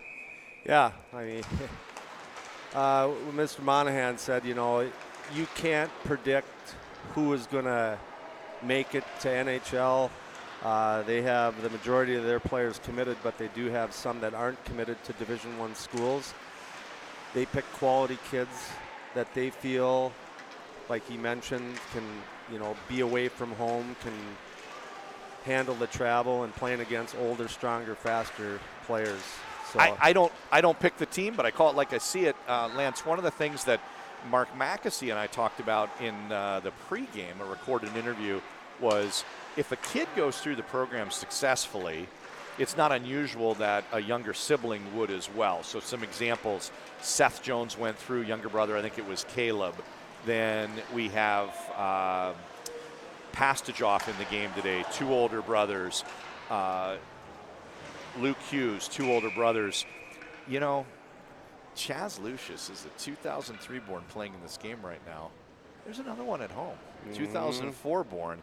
I don't want to get ahead of myself, but wouldn't be surprised if he's wearing some red, white, and blue next year, having a brother that's doing this well in the program. Cruz Lucius, another very good player from the same family, and he's doesn't play the same style. He's kind of a setup man. Everybody would love to be the trigger man on his line. This is kind of like comparing maybe Adam Oates to Bob Joyce from back in your era. Well, I'm wondering if if USA Hockey is contacting the Hughes family and seeing if they're maybe thinking about having another kid. Yeah, they're doing something. They're doing something right. These great hockey players. Never met them, but I'm sure they're great kids as well. So 3 minutes 36 seconds left. What's interesting is that flurry of 5 goals in a period by MSP. They've yet to have a goal this period. Yeah. Kind of surprised because it looked like they'd kind of solved the riddle. Crone, he's leading scorer in the high school elite league. Takes a shot. This whistles wide. Tussey on the forecheck. Luke plays this one up ahead. Murr tries to keep it in at the blue line, but it gets behind him. Out to the neutral zone is Devine. Devine dipsying and dangling and runs into Tussey. Tussey chips it, working against Luke. Luke on retreat. Takes it behind the goal and plays D-to-D over to Martin. Martin chips this one out and knocked down in the neutral zone, and it winds up onto the stick of Thorson. Thorson throws this one in deep. Strachey plays this one down to the end line, and Strachey's like the John Gotti of USA Hockey. How, there was a fracas. There were some coincidental minors, some offsetting stuff. How did he escape getting flagged on the play? I saw a headlock. Yeah, you got to be playing on the edge of the rule book. Great, I guess. Great kid, great player. I've enjoyed seeing him play. It's been 3 years since I've seen Ethan Strachey, and enters the zone just slightly offside. Strachey brought it in, and one of the players, Savage, had not tagged up yet. Hughes enters the zone. Saginaw stays on side. Jack Hughes, centering pass, tries to get it down low to Saginaw, streaking into that slot area. Doesn't quite connect. Here comes Hansen out to the neutral zone. Head of steam, bringing it up right side is Bassan. Bassan gets around, tries a little shovel shot up over the goaltender. The goaltender made the save, and it took a funny little bouncer off the defender, Lance. Yeah, I thought that was going to bounce in. Duke over to Saginaw. This pass off the skate boot of Hansen. Stretch pass up ahead. Hansen has it. Get around the defender. Hansen with a scoring chance and shovels it into the torso of the goaltender. Oh, that was a weird little slither play. It got behind the defender, and Hansen got around him with the puck coming in on a semi-breakaway. Oh, backhand toe drag. What do you think of that move? It's a goal is what I think. Another one. Backhand toe drag. That was a nice little backhand toe dragger. And to see that, displayed at this level, I mean, when you see NHL guys doing it, I mean, there is a lot of reps to get it to be proficient. Hey, you know what I did about 6-7 years ago? Taught myself how to stick handle and shoot opposite hand. I've seen video evidence. Why did I do that? Because I wanted to see how long it would take for the awkwardness to go away for a kid just starting out. So I trained about 3 days a week. Trained about 3 days a week for about a half an hour, and about month 3 is when the awkwardness went away. And I loved the experiment so much that I ended up having a couple opposite hand drills in each lesson plan that kids can experiment with. That's pretty cool stuff. So 2008, by the way, you're looking for an answer for when was the dry land and off-ice individual skills. Okay. 2008, want to give a shout out to one of our viewers for sharing that with us. 2008, put in by the board members, by the Armstrong Cooper. Well, I think it was the association, Armstrong Cooper. Maybe I'm not following. But you're right. I think Armstrong Cooper Youth Hockey Association, absolutely. Yeah, Murr enters the zone. Nice short pass to Tabacool. Tabacool! Big save by goaltender Josh Seeley. Seeley's had a real good period here. Seeley had a good first, and good for him. Josh Seeley getting the nod. Not sure where he's playing. I know last week when they borrowed a goalie, if I understood it correctly, it was one of the many goalies in the Chaska High School system. I don't even know if he got much varsity time last year, and then he finds himself suiting up for the national team. Had a real good showing for them. Hansen, yeah. He got to play against, I can't keep them straight. I think Amarillo. They played 2 junior teams from the North American League, and I'm told Hansen was on a team with the North American League for a while and may end up playing midget hockey. There just aren't that many spots for skaters, even fewer for goaltenders. We're going to count it down here, Lance. 5, 4, 3, 2. That's going to do it, folks, from New Hope Ice Arena. 17-5 is your final. It looks like a lacrosse score, like I said. Kind of a crazy one. That is that's a record win for the national team. Games have historically been very close. Yesterday was no exception, 5-2 final. 2016, it was 2 losses for the national team. 2017, there was a regulation tie. They won in overtime. 2018, there were 2 one-goal games. This one was a different story, kind of a squirrely one, but we saw some great skill on display from both teams. Some beautiful goals in the second period from the MSP Magazine boys, and had a lot of real good skill plays from national team. And we also had some sticky moments here, but look, they're all friends shaking hands, and now they give each other a hug, kumbaya, and go their separate ways. So why don't you give us some final thoughts for what we saw today, and then we'll pop in one final commercial from one of our sponsors. And anyway, any final thoughts for us, Lance Pitlick? Yep. Anytime you play a hockey game, what does it do? It provides you feedback. And these kids are still young enough where they're developing and learning. So both teams' coaches are going to talk about what happened here today and yesterday, and they're going to probably schedule a meeting and talk about some things and tighten up the ship and just keep the developmental needle being pushed forward each week. I think it's interesting when you look at any sport, people kind of want to know what's out there, and you get some players that have stories. So there's an instructor kind of like you for the short game in hockey named Dave Pels, and he had played college golf, and he said, I have no chance to play professionally because he couldn't beat one guy. Well, that guy was Jack Nicklaus, and he kind of wondered later, nobody beat that guy. He was the best there was. So another story out of the golf world is a guy was on a driving range, didn't recognize the guy next to him. He was rookie on tour. He's like, I have no chance. This guy I've never seen before. I can't hit the ball like him. Well, it was Payne Stewart. He didn't recognize him on a Tuesday. He doesn't wear his his get up with his +4s at the time. So I just watch these kids walk off the ice, and it's like some of them will say, I saw what the best players can do, and I now know the things that I need to work on, that measuring stick that you mentioned. What do I need to do to get there? And, there's kids that are going to let this burn a fire inside of them to continue to progress and be the kids that see relative improvement relative to their peer group in these critical ages where desire really wins out. And that's kind of why these teams come. Yeah, and they're all proud, all these players, and when you do lose a game like this, have a little pity party. But as that book, the Talent Code, proves, is that here's the difference between people that succeed and people that don't. In his findings was that they have a different relationship with practice. So in a game like this, you're going to be mad. You're going to go home, and a lot of guys are going to go home and do nothing. But there's a small group of players out there that have a place like across the rink there. They're going to go home and they're going to shoot and they're going to take some frustration out and some stick handling and stuff. That's how you get better. This is just great feedback for all these kids. I appreciate hanging with you for these 2 days. It's been and fun. For all of you guys that put this broadcast together, it was awesome. Great stuff. So signing off here from New Hope Ice Arena, a.k.a. the house that Lance built, the childhood home of Cooper hockey, plaque on the wall for Lance Pitlick, who's in their Hall of Fame, so to speak. It's been fun. It's been fun working these games with you, and the Elite League never disappoints. These games are great. They play Saturday mornings, Saturday nights, Sunday mornings, couple games, Wednesday down in Faribault, Tuesday night you get a couple games here, and these games just never disappoint. You never know what you're going to have.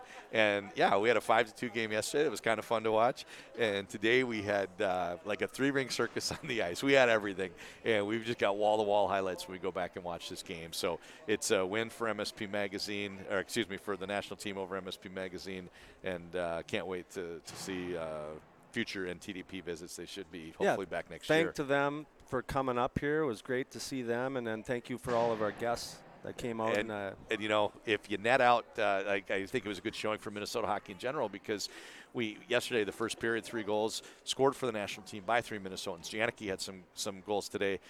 Did Lucius have 5? What was the tally? I mean, it's always quiet when he plays. I've announced his games before, and if you watch and say, well, he doesn't do that much because he's not all over the ice, but who else converts every time they've got the puck inside the blue line? Ting, ting, ting. It's like a shooting gallery. He might have had 5 goals, Lance. Yeah, he factored in a lot today. Good to see. So awesome. I got to get home and go train some players. Awesome stuff. So producer Brett Johnson signing off here. John Conley from Center Ice with Lance Pitlick. Thanks. Let me ask you a question. Do you like hockey or do you love hockey? If you love hockey, why haven't we met yet? I'm Coach Lance from OnlineHockeyTraining.com, and I'm an off-ice stick handling and shooting specialist. I also heard people refer to me as an off-ice stick handling and shooting technician. How sweet is that? I also own the largest database of off-ice stick handling and shooting drills on the planet. Come to think about it, probably the whole universe. What I've done is packaged all the drills into easily digestible lesson plans that thousands of players from around the world have tapped into for guidance on how to develop sick mitts. If you have the objective to improve or have lofty goals to one day play college hockey, then you need to investigate who I am and what it is I do, because I've been teaching players how to develop elite level stick skills for over a decade now. Just head on over to OnlineHockeyTraining.com and see what you've been missing. Enjoy the game, and I look forward to working with you.